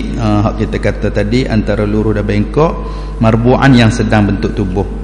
Maknanya marbu' tu bukan dia bagi tahu kepada rojil lah tadi, maknanya asingkan tu. Rojilan tu rambut yang ikal, marbu'an tubuh yang sedang bentuk. Hullah 2 kain selendang sarung. Jadi hadis yang seterusnya yang keempat ni, komentar dia di sana yang nombor 4. Baik, orang di sana pun dia sebut tu tentang jumah wafrah dengan limah. Jumah rambut turun sampai ke bahu, ia lebih banyak dari wafrah. Wafrah yang atas ni iaitu al-wafrah iaitu limah, dan kedua-duanya mencecah cuping telinga. Jadi wafrah ni atas, bawah dia sikit jumah, bawah lagi adalah limah. Gitu. Ataupun wafrah dengan limah ni mencecah bahu dua-dua, boleh juga. Jadi antara bawah cuping telinga ataupun atas sikit dari cuping telinga hingga ke cecah bahu, sehingga dia kata dalam ni. Okey, tengok pada maksud dia. Daripada Al-Barra' bin Azib radhiyallahu anhu, dia berkata, saya tidak pernah melihat seorang yang rambutnya sampai ke cuping telinga, iaitu limah. Jadi limah cuping, wafrah tu baru sampai bawah. Jadi dia gitu bagi tahu. Sampai ke cuping telinga lahu sya'run, memakai selendang berwarna merah yang terlebih, baik, tidak aku tengok yang terlebih cantik bergaya, sedangkan rambutnya sampai ke cuping telinga dan memakai selendang berwarna merah. Tak, maknanya Barra' bin Azib kata, aku tak tengok orang yang lebih bergaya dalam keadaan begini daripada Rasulullah sallallahu alaihi wasallam. Sangat elok keelokan Nabi dah, dicampur pula dengan gaya rambut dan juga selendang yang dicampurkan. Rambutnya mencecah kedua bahunya. Itu dia kata rambut lahu sya'run yadribu mankibai, mencecah mengenai dua bahu. Kemudian lafaz seterusnya tu ada dah dalam hadis yang sebelum, ma bu'aid ma baina mankibain lam yakun bil qasir wala bi tawil. Lebar antara dua bahu pun ada dalam riwayat sebelum, berbadan sederhana, tidak pendek tidak tinggi pun ada dalam riwayat sebelum. Cuma riwayat ni sedikit tambahan berkenaan dengan rambut Nabi, iaitu hak tadi hanya dia menyebut tentang jummah, dalam hadis ni disebut tentang limah. Jadi kalau macam jummah tadi pun dia gunakan mencecah, dan pun limah di sini pun dia guna sebagai mencecah. Jadi dia sebenarnya ada satu lagi yang dipanggil sebagai wafrah. Jadi wafrah tu atas sekali ya, kan, atas wafrah, bawah pada dia tu jummah. Ada yang kata jummah dengan limah ni kedua-dua mencecah cuping. Tengok pada dua riwayat ni, itulah maksudnya. Dan hadis yang keempat ni adalah hadis yang sahih, direkodkan oleh Imam Muslim, Imam Abu Daud, Imam Tirmizi, Imam Nasa'i. Dan kalimah limah tadi dia kata rambut melepasi cuping telinga. Maknanya limah rambut melepasi cuping, maknanya paling atas tadi wafrah lah, kan? Limah lepas lagi, jummah mencecah, cecah bau. Maknanya kalau kita nak bagikan, bagi tiga lah. Wafrah maknanya atas sekali cuping telinga, limah bawah dia sikit lagi, jummah sampai ke bau. Wafrah, limah, jummah. Baik,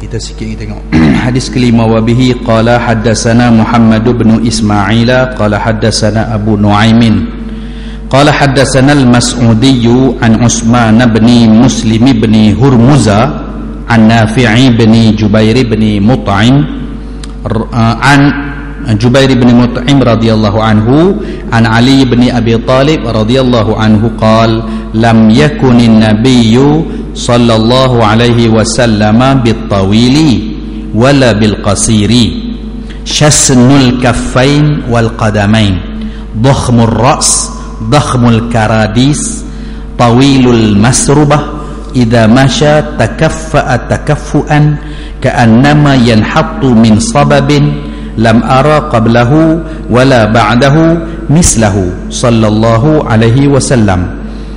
وبه قال حدثنا سفيان بن وكيع قال حدثنا أبي عن المسعودي بهذا الإسناد نحوه بمعنى. Baik, ni dua dalam satu.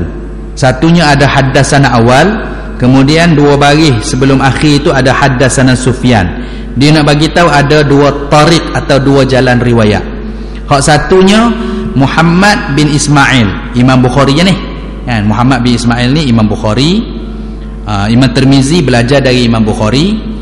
Satu jalan Imam Bukhari ambil dari Abu Nuaim, dan Abu Nuaim ambil dari Al-Mas'udi, Al-Mas'udi daripada Utsman bin Muslim bin Hurmuz, dan Utsman daripada Nafi' bin Jubair bin Mut'im.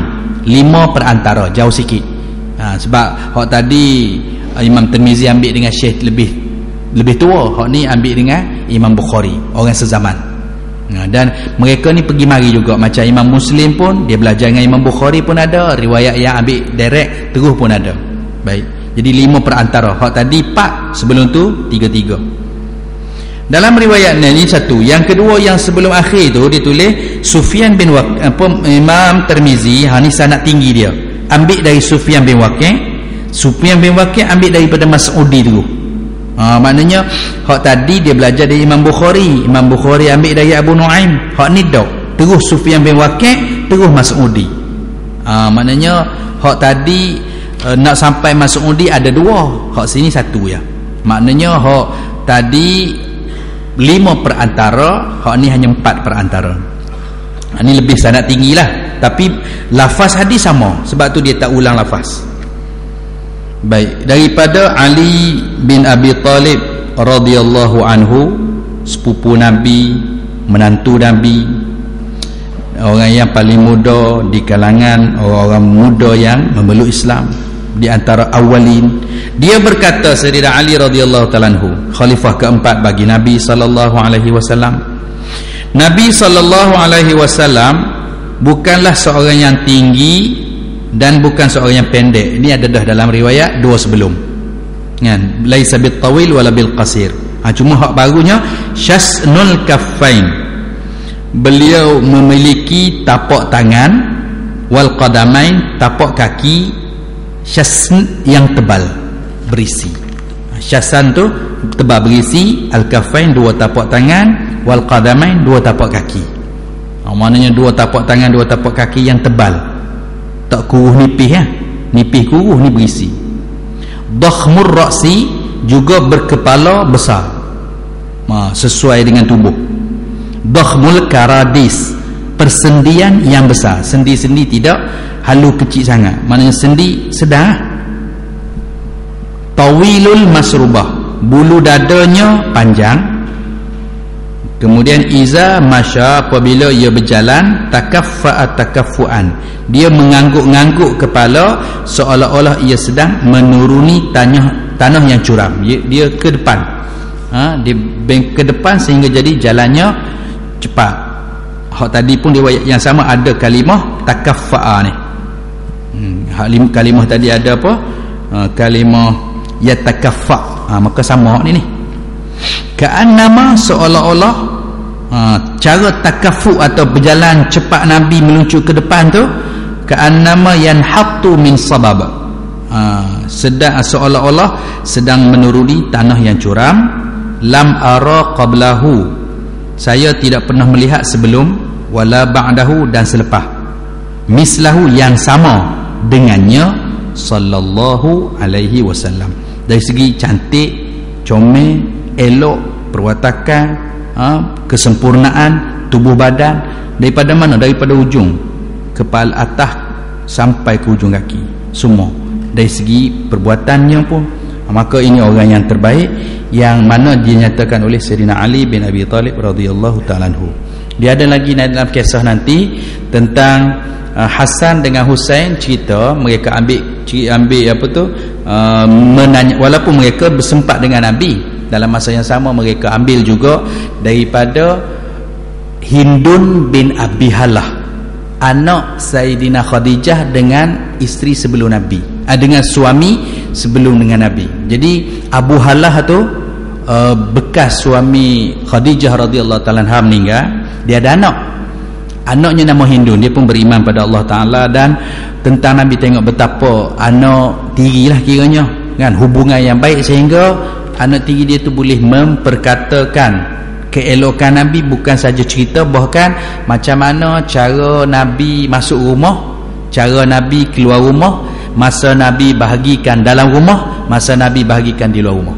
Itu dalam riwayat panjang. Di antara riwayat yang terpanjang dalam ni nanti dalam bab kehidupan baginda Nabi sallallahu alaihi wasallam, akan ada cerita nantilah dalam, tak silap saya, bab-bab di belakang. Tu anak tiri sendiri cerita. Mula-mula Sayyidina Husain pergi jumpa lah, dia kiranya sebagai siapa, dah Sayyidina Fatimah punya adik-beradik tiri, pak saudara tiri lah, kan, Hindun Abu Halah ni. Bila Sayyidina Husain tanya cerita, dia kata, aku ada poin yang lebih besar, aku tahu, Hasan dah tahu. Bila jumpa Hasan kata, lama dah aku tanya, dia kata, dengan ayah kita sendiri, dengan Sayyidina Ali pun aku tanya. Maka dia pun menceritakan riwayat tu oleh Husain dan juga Hasan radhiyallahu ta'ala anhuma. Okey, kita berhenti sekejap situ. 5 riwayat. Ada benda-benda nak tanya ke? Boleh kongsi-kongsi. Kita sepatutnya ada kitab kedua pun tak tu lagi. Saya pun tanya mula-mulanya yang ditunjuk hari tu satu naskah azkar tu. Saya pun cadang mula nak Adabul Mufrad, tak jumpa naskah lagi. Dan untuk azkar pun boleh, tak ada masalah, kita boleh baca. Ada lah tu, cuma kita akan bagi tahu kedudukan dia atau kita buat persamaan. Saya bincang dengan orang kedai kitab di Kota Baru pun, dia kata ada orang kata riwayat apa tu, kitab yang cetakan Hidayah tu tak cukup terjemah. Tapi bila perbandingan dibuat tu saya tengok cukup dah. Sebab khatimah sama, penutup sama, riwayat yang akhir sama. Jadi rasanya hak cetakan tu harga tu tak silap 50 ke berapa ada tulis kan. Tu boleh kita dapat di sini. Jendela Ilmu boleh dapat kitab apa Al-Azkar. Jadi bila kita dapat nanti naskah boleh tengok tu dapat tak? Adabul Mufrad tak tanya. Telefon tak hak tu. Sebab Adabul Mufrad tu dari segi riwayat tu lebih kuat. Dia punya adab-adab dalam tu. Imam Bukhari sendiri riwayat. Selain daripada hadis-hadis yang ada dalam Sahih Bukhari, Imam Bukhari kumpulkan bab-bab adab ni satu kitab yang dinamakan Adabul Mufrad. Dan Imam Bukhari juga kumpulkan riwayat-riwayat khas kitab bab sirah dalam tarikh At-Tarikhul Kabir tak silapnya. Imam Bukhari kumpul dia bab-bab, sebab dalam Sahih tu satu yang paling sahih bagi Imam Bukhari kumpul hadis-hadis sahih. Selain pada tu dia asing-asingkan bab dalam riwayat kitab-kitab yang lain. Ada apa-apa kita boleh bincang? Ada pertanyaan-pertanyaan? Ya.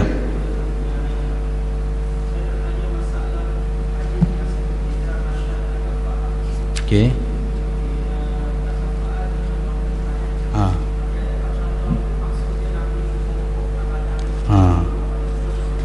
Baik. Kalau mengikut Ibnu Hajar lah kan, kita tengok apa tu nukilan Ibnu Hajar buat mari sini.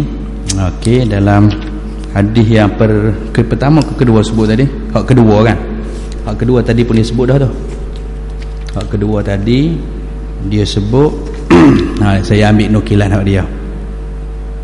Idza masya takaffa'a takhfifan ay takaffa'a ka'annama yanhattu min sababin, dinyatakan dalam riwayat yang depan. Hak dalam yatakaffa'u di dalam hadis dua tu kan, kita belek balik di dalam hak baru kita baca yang kelima, dia buat mari penjelasan dia tu. Iza masya takaffa'a takaffu'an ka'annama yanhattu min sababin. Maknanya contoh macam mana, macam orang turun curam. Maknanya turun daripada tempat yang curam. Macam mana sikit lah, tak banyak kan, tidak bongkok banyak. Kalau tengok situ ka'annama yanhattu ada dalam lafaz ni min sababin, seolah-olah ia sedang menuruni tanah yang curam. Tapi kalau tengok dari satu aspek, tanah curam orang tak bongkok sangat kan, sikit lah. Dia nak bagi tahu dia takafat sikit tu untuk nak bagi tahu kelajuan jalan Nabi. Jalan Nabi laju. Lepas tu buat mari pula seperti seolah orang yang turun jalan yang curam. Maknanya nak bagi tahu lajulah. Yang sikit-sikit tak banyak. Nak kata bongkok tak sampai bongkok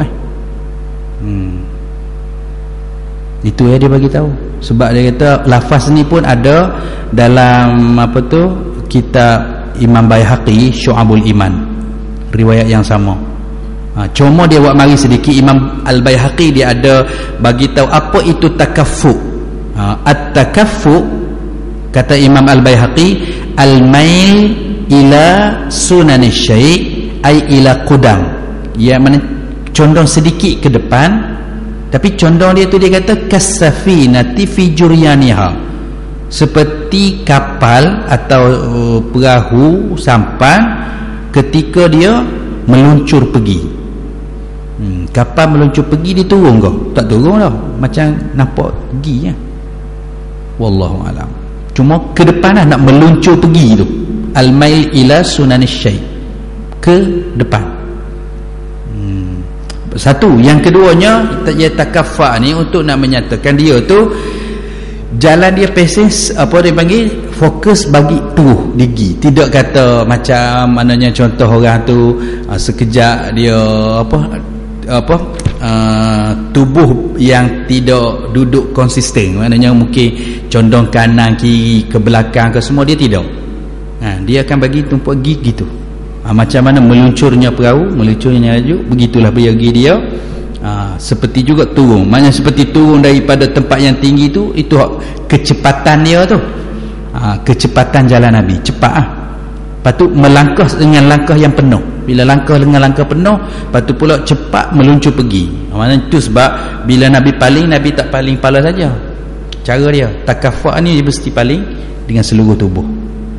Itu menunjukkan tubuh yang baik dan perjalanan yang baik hasil daripada tubuh yang baik. Okey.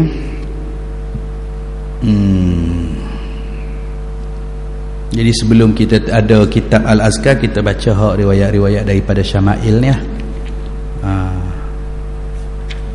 Dalam ni kita ada semuanya 56 bab. 56 bab dan jumlah 397 riwayat. Yang di muka awal-awal sana kan, sebelum muka 1 tu ada isi kandungan tu. Dan dalam bab-bab ni sebelum ni pun kita bagi tahu tentang kehidupan yang bab 9 dan juga bab 52 tu. Dia seolah satu, cuma macam dibagikan tempat lain. Benda tu macam satu, cuma mungkin dalam aspek yang berbeza. Itu sebab Imam Tirmizi telah membahagikan bab. Okey.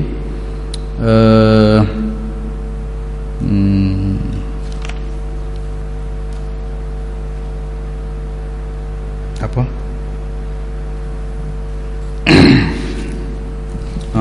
Saya cuba tengok sikit kalau ada.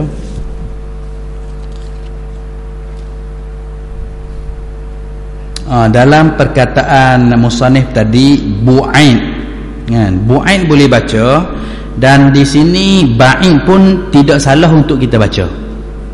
Cuma bu'ain tu nak bagi tahu tidaklah tersangat bidang. Jadi itu bu'ain. Jadi ba'in pun ada disebut, tak salah.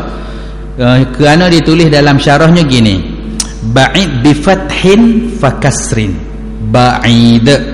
Waqila ada pendapat bitasghir bu'aid, seperti dalam kitab kita. Jadi dua-dua bacaan ni ada. Kalau dalam riwayat yang kita ada sini kan, dua tempat tu. Bukan di ni nombor 4 tadi, dan nombor 3. Riwayat nombor 3 dengan nombor 4 ada sebutan bu'aida ma bainal mankibain. Maknanya dia punya bidang sedikit jauh, maknanya bidang nak bagi tahu bidang tu sedikit jauh. Jadi dalam riwayat lain yang disebut ba'id, itu pun tak salah. Dan antara dua ni mana yang lebih kuat? Kalau mengikut Imam Ibnu Hajar kata ba'id tu lebih gagah kekuatan dari segi perkataan bahasa Arab yang lebih lebih tepat. Ba'id di sini bu'aid. Dari segi makna kita cek tengok bu'aid lebih sesuai, tapi Imam Ibn Hajar kata tak. Dari segi kesahihan perkataan, walaupun kedua-dua boleh diguna, ba'idun pun boleh, ba'ida atau bu'aida boleh, tetapi ba'id mengikut Imam Ibn Hajar lebih tepat atau lebih sesuai perkataan hadis tu, riwayat tu. Baik, apa makna bu'aid atau ba'id? Yang ba'id ma bainal mankibain, atau kita kata dada yang sedang tu, mengikut Imam Ibnu Hajar ay arid, sedang bidang a'la dhahri, di atas dia ni arid, maknanya bau tak jatuh kan, atas tengkok ke bau dia ada bau jatuh, bau tak jatuh. Nabi ni arid, a'la sadri, a'la zahri, atas dia sampai daripada belakang atas sampai ke tepi ni arid, dia punya lebar. Wa huwa mustalzamun li ardi a'la sadri. Ini perkataan apa Imam Ibn Hajar mari. Maka itu terlazimlah bagi bahawa ianya bidang di atas dadanya, maknanya seperti mana atas ni sama naik mari. Wa min simmata, dari situlah waqa'a telah ada atau berlakunya periwayatan inda Abi Sa'ad rahibas sadri. Disebut juga perkataan lain iaitu rahibas sadri ni, dada yang bidang.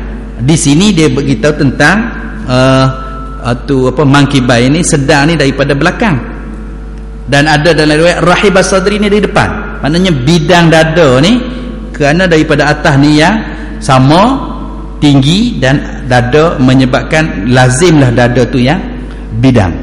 Dada bidang kerana daripada belakang atas tengkok dia ni sampai ke dua mangkibai ni lurus ataupun tak jatuh. Jadi dua bahu yang tak jatuh menyebabkan dada yang bidang. Dada yang bidang tu wujud berlaku dengan keadaan orang yang bahu tidak jatuh. Jadi wal mankib majma' azmul adud wal katif, iaitu ni panggil bahu, tempat pertembungan antara sendi sendi lengan dan juga atas bahu. Tu dipanggil al-mankab. Dan juga rahibas sadri, ada riwayat sebut tentang bidang dada. Betul-betul kalimah rahibas sadri itu bidang dada. Ini dalam kitab syarah kepada oleh Ibn Hajar Haytami.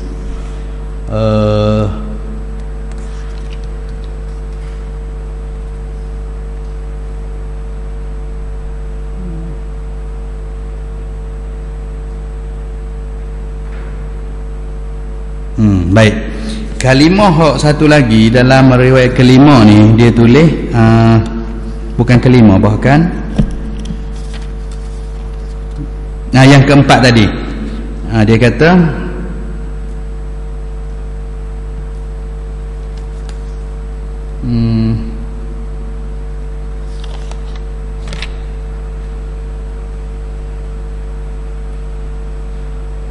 mana?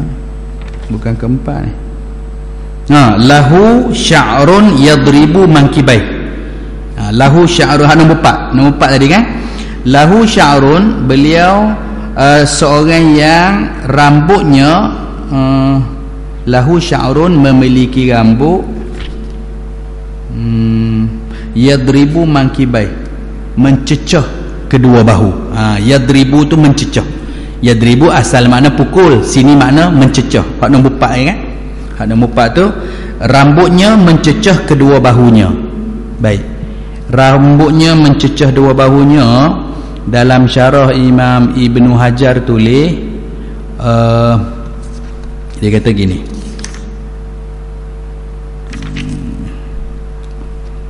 yadribu mankibai. Wa fi ukhra, dalam riwayat lain, ila katifai. Tadi dia kata mencecah dua bahu. Mangkibah ini dua hujung bahu sendi kan. Kemudian katif atas dia sikit ni, dia mangkap ujung, katif atas ni. Ada riwayat yang lain ila katifaihi au mangkibai, sama ada mencecah dua atas bahu ni atau hujung bahu. Maka mengikut kaedah ulama hadis, bila ada riwayat yang itu dan riwayat yang ini, maka dua riwayat ni jika boleh digabung-gabungkan. Ni kaedah dia. Usul fiqh pun macam tu dalam kaedah hadis. Maka penggabungan cara dia kata wa jama'a bainaha bi annama yali al-uzun huwa alladhi yablughu syahmatah wa ma khalfaha walladhi yadribu mankibai. Jadi ada rambut yang dekat tepi yang dia mencecah sampai ke hujung-hujung cuping, dan selebih pada tu ada lagi yang lain tu kadang daripada atas semua mencecah sampai ke bahu. Jadi maknanya ada kata cecah ke cuping, ada kata cecah ke bahu. Maka kedua-dua tu boleh digabungkan. Maknanya sebahagian rambut cecah ada ke hujung telinga, ada sebahagian rambut yang sampai ke hujung sampai mencecah bahu. Sebab kadang keadaan rambut ni ada hak atas ni, bila kita buat turun di tepi di tepi pipi atau di tepi telinga, dia boleh cecah. Tapi bila kita angkat bubuh atas, dia akan jadi nampak macam lagi pendek.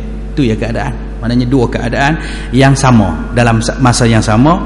Bila keadaan dia letak rambutnya di atas telinga, maka mungkin sampai mencecah cuping atau sedikit bawah. Tetapi ketika dia keadaan dia biarkan di tepi pipi atau panggil tepi telinga ni, dia boleh turun sampai boleh mencecah bawah. Itu pun keadaan dipanggil jamak bainal hadisain, kumpul antara dua hadis, maksud yang macam tu.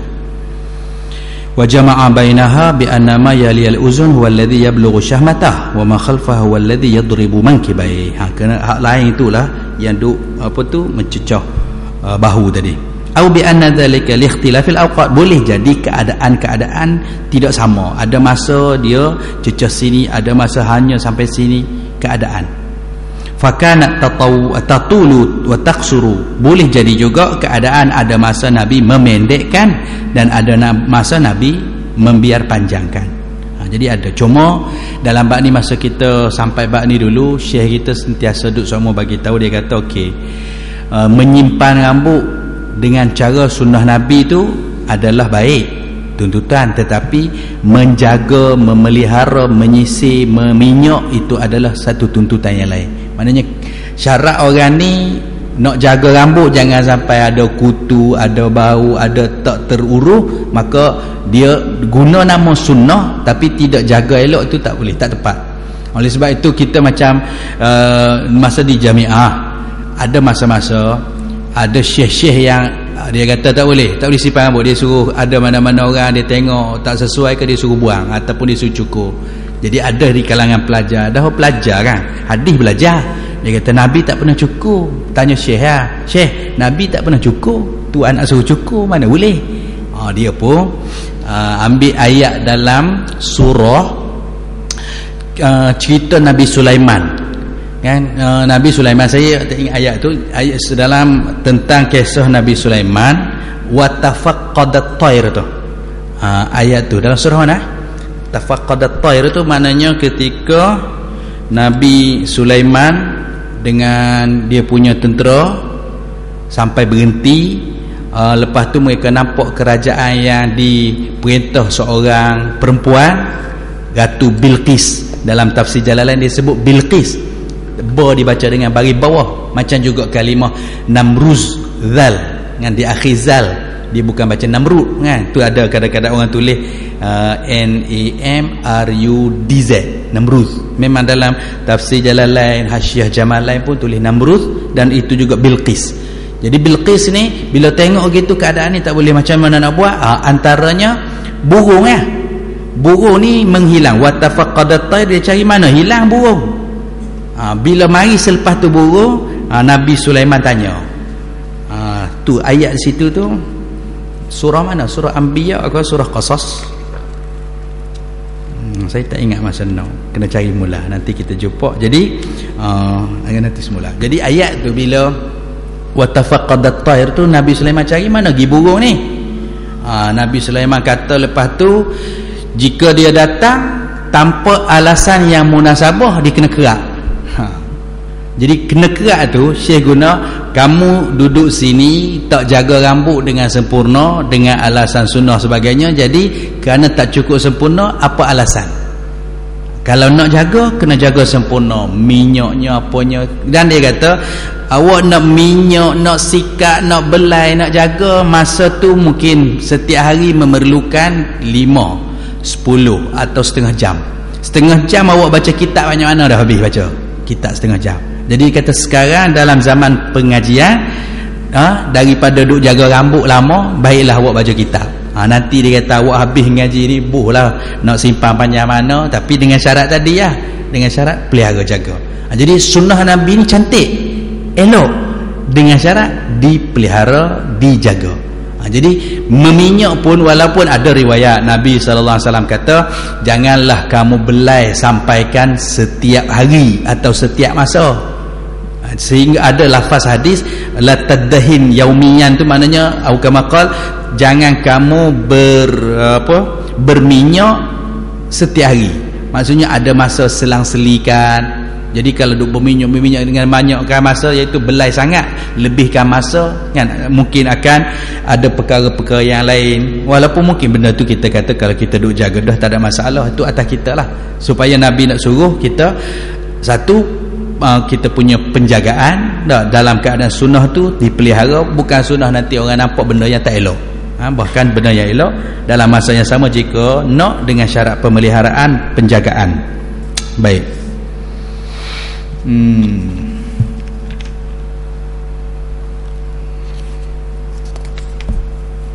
Yang 6 ni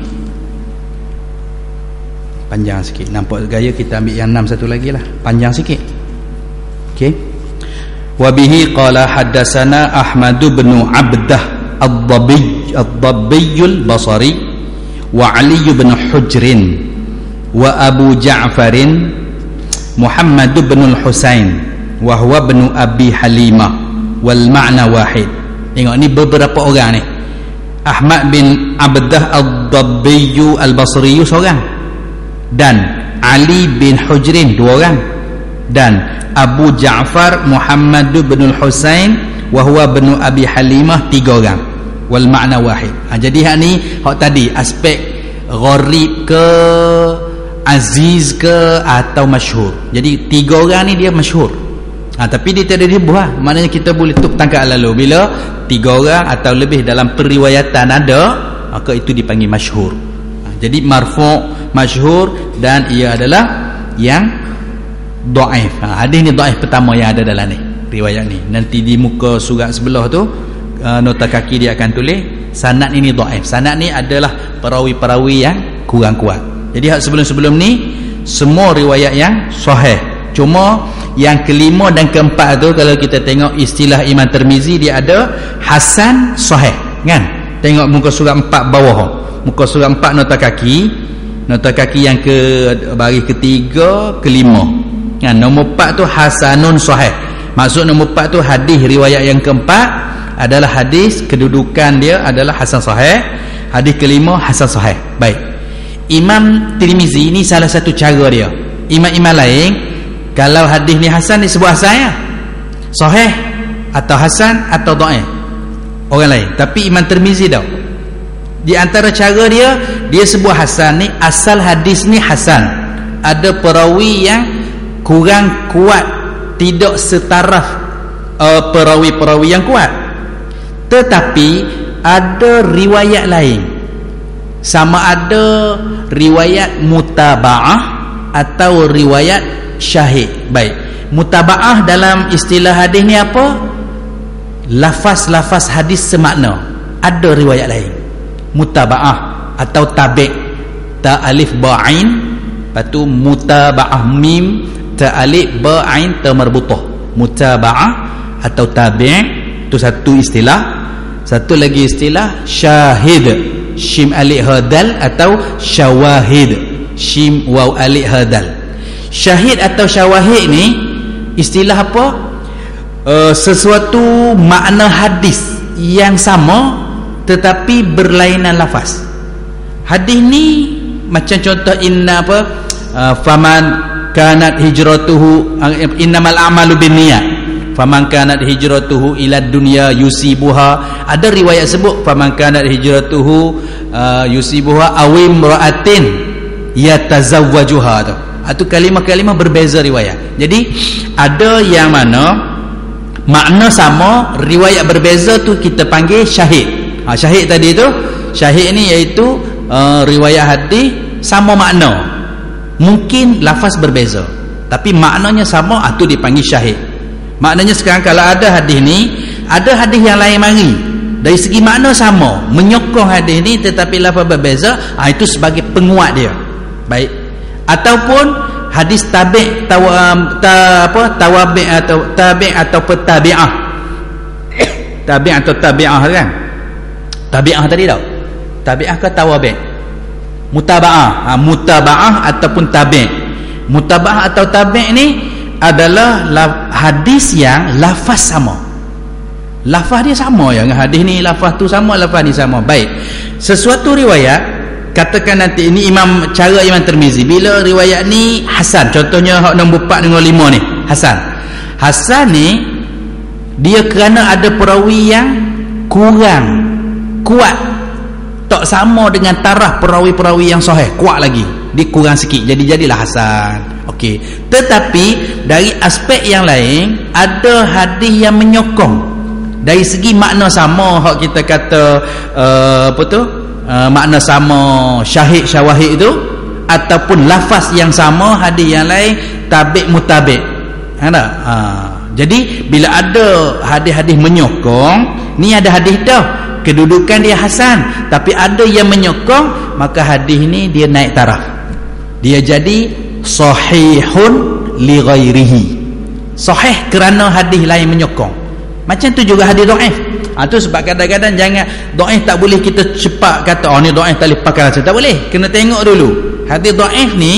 Jika ada sokongan daripada hadis lain, sama ada sama lafaz, hak kita kata tabi' atau mutabi' itu mutabi'ah, ataupun sama makna syahid syawahid, maka hadis yang hak tadi dhaif tu ada bantuan, ada sokongan lain-lain hadis, dia naik taraf, dia jadi hasan li ghairi.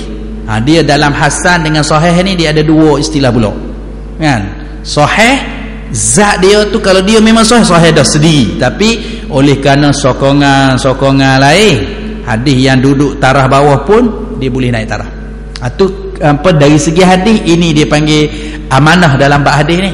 Jadi tu sebab tak mudah ulama dalam bab istilah ni. Kita tengok hadis dhaif, dia dhaif ni tak boleh, jangan lagi.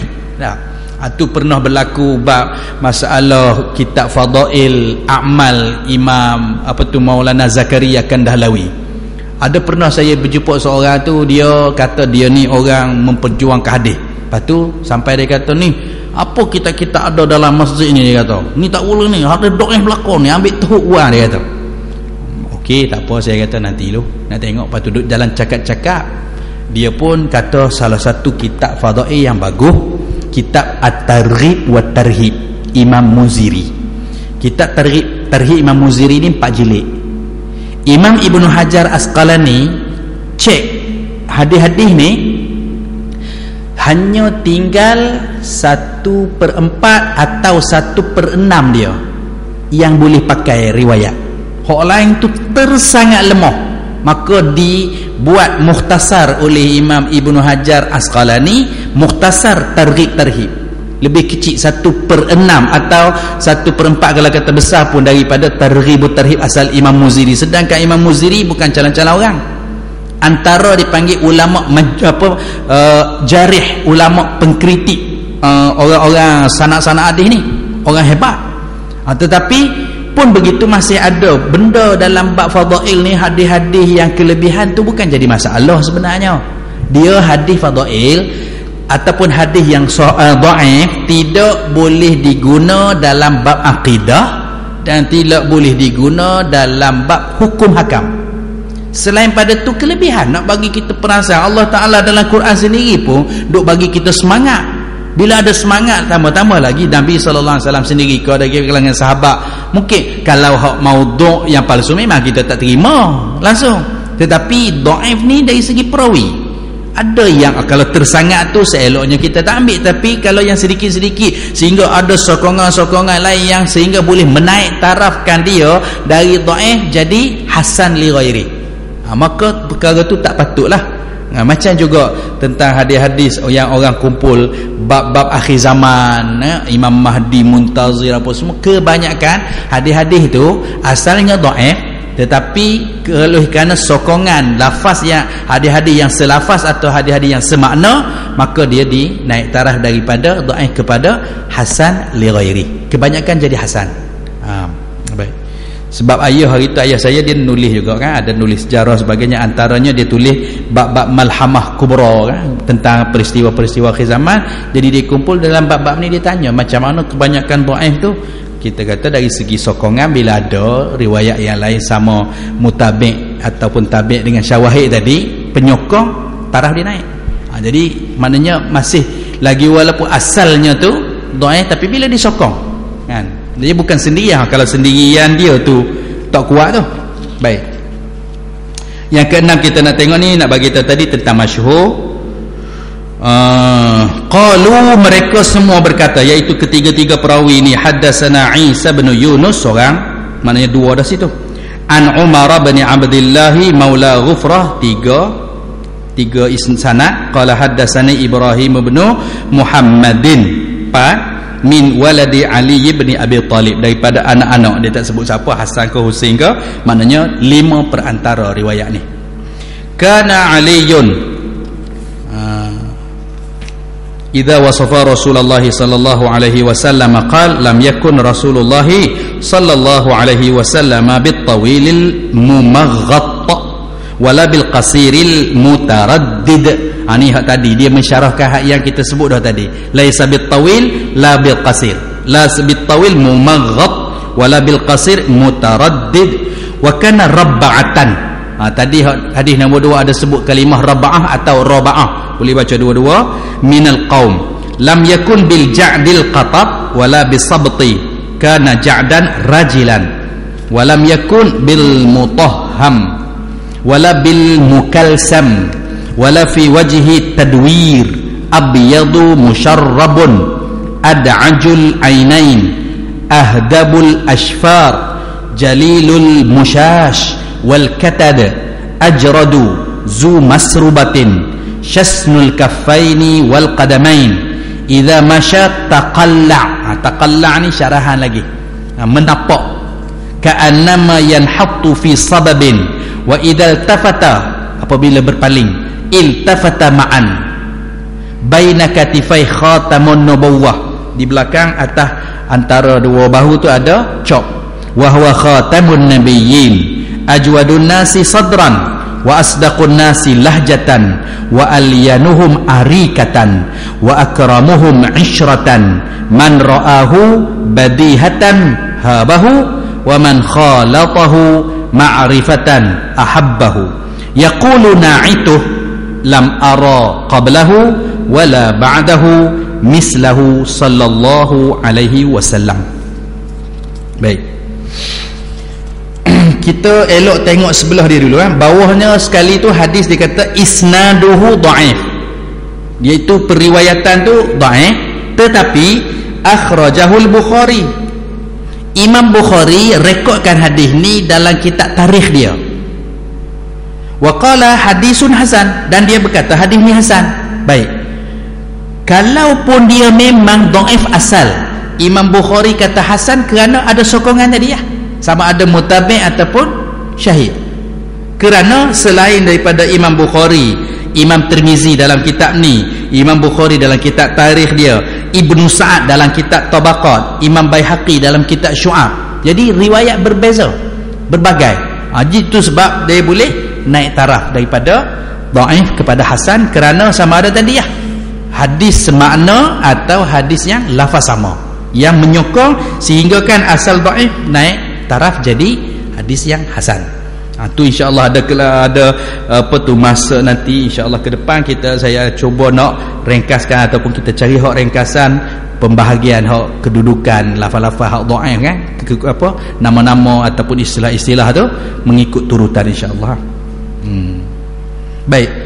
Jadi kita tengok sebelah kiri dulu nak tengok makna-makna ni. Nanti lepas pada tu baru kita tengok bacaan terjemah sekaligus. Baik, di sebelah tu qala Abu Isa sami'tu Aba Ja'far Muhammad bin al-Husain yaqulu sami'tu al-Asma'i yaqulu fi tafsiri sifatin Nabi sallallahu alaihi wasallam. Ni Abu Isa ni maknanya Imam Tirmizi. Imam Tirmizi kata riwayat ni selain daripada dia ambil daripada Ahmad bin Abdah, Ali bin Hujur, Ja'far Muhammad bin Husain ni, dia ada juga ambil daripada Abu Ja'far Muhammad bin Husain yang dinyatakan Abu Ja'far Muhammad bin Husain, iaitu Ibnu Abi Halimah. Dia berkata sami'tul Asma'i. Hak dalam riwayat asal haddatsana Isa bin Yunus. Hak sini ada lagi jalan yang lain. Katanya apa Imam Tirmizi dia dengar dari Abu Ja'far Muhammad Husain yang berkata aku dengar dari Imam Asma'i. Itu sebab ada beberapa sanad atau beberapa riwayat yang berbeza yang asalnya hukum apa kedudukan dhaif telah taraf dia naik jadi hasan. Baik, gharibul hadis ni makna-makna dalam hadis yang jarang. Al-mumaghid, maknanya tinggi yang mumaghid, tinggi lengguk atau terlalu panjang tu bukan. Bukan terlalu panjang galah, panjang jelo, itu dia panggil mumaghid tak. Mutaraddid pula kerusuk jadi pendek, maknanya ketong. Jadi bukanlah juga Nabi tu pendek ketong, tinggi galah atau tinggi jelo. Al-qatat sangat kerinting, tidak juga rambut sangat kerinting. Al-mutahham atau dipanggil situ mutahham. Mutahham ni berbadan gemuk pun tidak. Mukaltham, muka bulat pun tidak. Tak bulat, tak bujur, sedang. Musyarrab, putih kemerah-merahan. Dia tu putih kemerah-merahan. Ad'aj, biji mata hitam, sangat hitam dalam mata yang hitam tu sangat. Ahdab, bulu mata panjang. Al-katat, bahu. Dalam tu kalimah al-katat dia mana lebar, terbuka bidang dada. Masrubah, jalur halus bulu dari dada hingga ke pusat. Tu kata tadi dalam riwayat tadi panjang bulu. Maksud panjang tu bukan bulu panjang, bahkan kedudukan dia tu memanjang. Bulu memanjang sampai ke pusat, pergi ke bawah. Syasnul asabi' minal kafain. Ini di riwayat ni ada 2-3 dah lepas tadi. Tebal jari tangan dan tebal jari kaki. Taqallu', berjalan laju. Jadi tu kata berjalan laju seolah turun daripada tempat yang tinggi ataupun macam kapal atau bahtera ataupun perahu yang meluncur pergi. Jalan laju ya. Sabab, tanah yang tempat yang curam. Jalilul musyas, besar segala persendian. Sendi-sendi maknanya kemah. Insyrah, pergaulan. Ashir, rakan. Al-badihah, secara tiba-tiba. Ini semua makna-makna perkataan-perkataan. Kita tengok terjemahan. Maksudnya daripada riwayat Sayyidina Ali bin Abi Talib radhiyallahu ta'ala anhu, apabila dia menyifatkan Rasulullah sallallahu alaihi wasallam, dia berkata dalam dia nak cerita sifat Nabi. Ini salah satu tempat dan ada lagi beberapa tempat. Beliau Rasulullah, dia berkata, Sayyidina Ali berkata, Rasulullah sallallahu alaihi wasallam tidaklah terlalu tinggi. Tinggi tadi dia kata tinggi gajah, tinggi panjang kan, mumaghid, dan tidak terlalu pendek, mutaraddid, ketok dok. Beliau seorang yang sedang dari kalangan orang ramai. Maknanya di tengah di kalangan orang tu dia antara orang yang paling sederhana dari segi tak tinggi sangat, tak pendek sangat. Rambut beliau tidak terlalu kerinting dan tidak lurus terurai, maknanya ikal. Rambut beliau ikal beralun, badan tidak gemuk dan wajah tidak bulat. Dan pada mukanya ada bulatan. Kebulatan maknanya ada bulatan lah. Berkulit putih kemerah-merahan. Tu kata tidak sangat putih, tidak gelap. Biji mata yang sangat hitam, dalam mata, dalam apa, hitam dalam putih tu. Bulu mata yang panjang, persendian yang besar, kasar, bahu yang lebar, tidak berbulu, dada berbulu, memanjang ke bawah. Tapak tangan dan kaki yang tebal. Apabila beliau berjalan seolah-olah ia menuruni lembah, dan apabila beliau berpaling seluruh tubuhnya. Itu iltafata ma'an. Dia tak apa kepala saja tidak. Dia akan sekali kepala dengan tubuh. Apabila beliau berpaling seluruh tubuhnya. Antara dua bahunya, atau di sebelah atas ni, atas tengkuk, maknanya antara bahu di sebelah belakang, adanya khatam, iaitu tanda kenabian.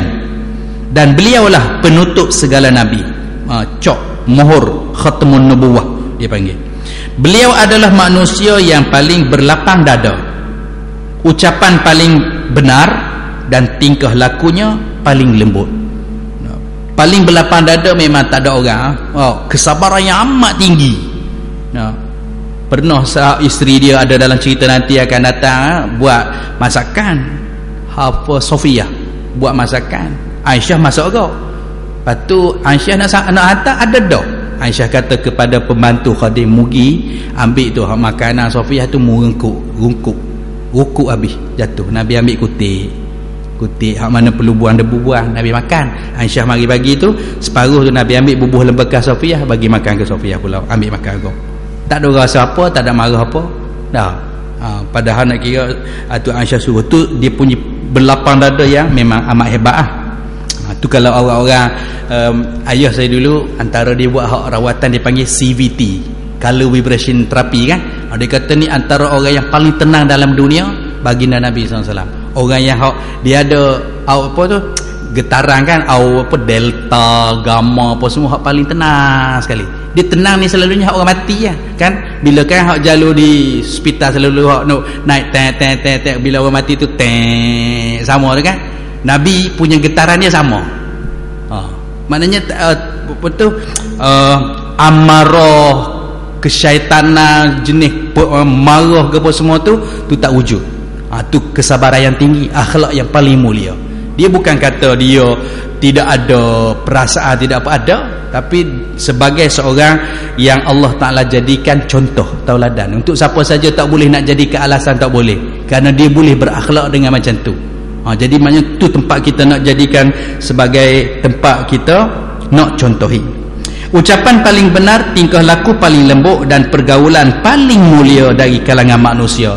Dalam majlis dia akan cerita nanti juga dia dalam riwayat-riwayat yang depan ni, orang yang duduk dalam majlis ni semua tidak rasa tersisih. Maknanya orang biasa ke, orang yang berapat ke, sahabat yang besar ke, sahabat yang biasa-biasa, semua rasa maknanya dilayani dengan sepatutnya.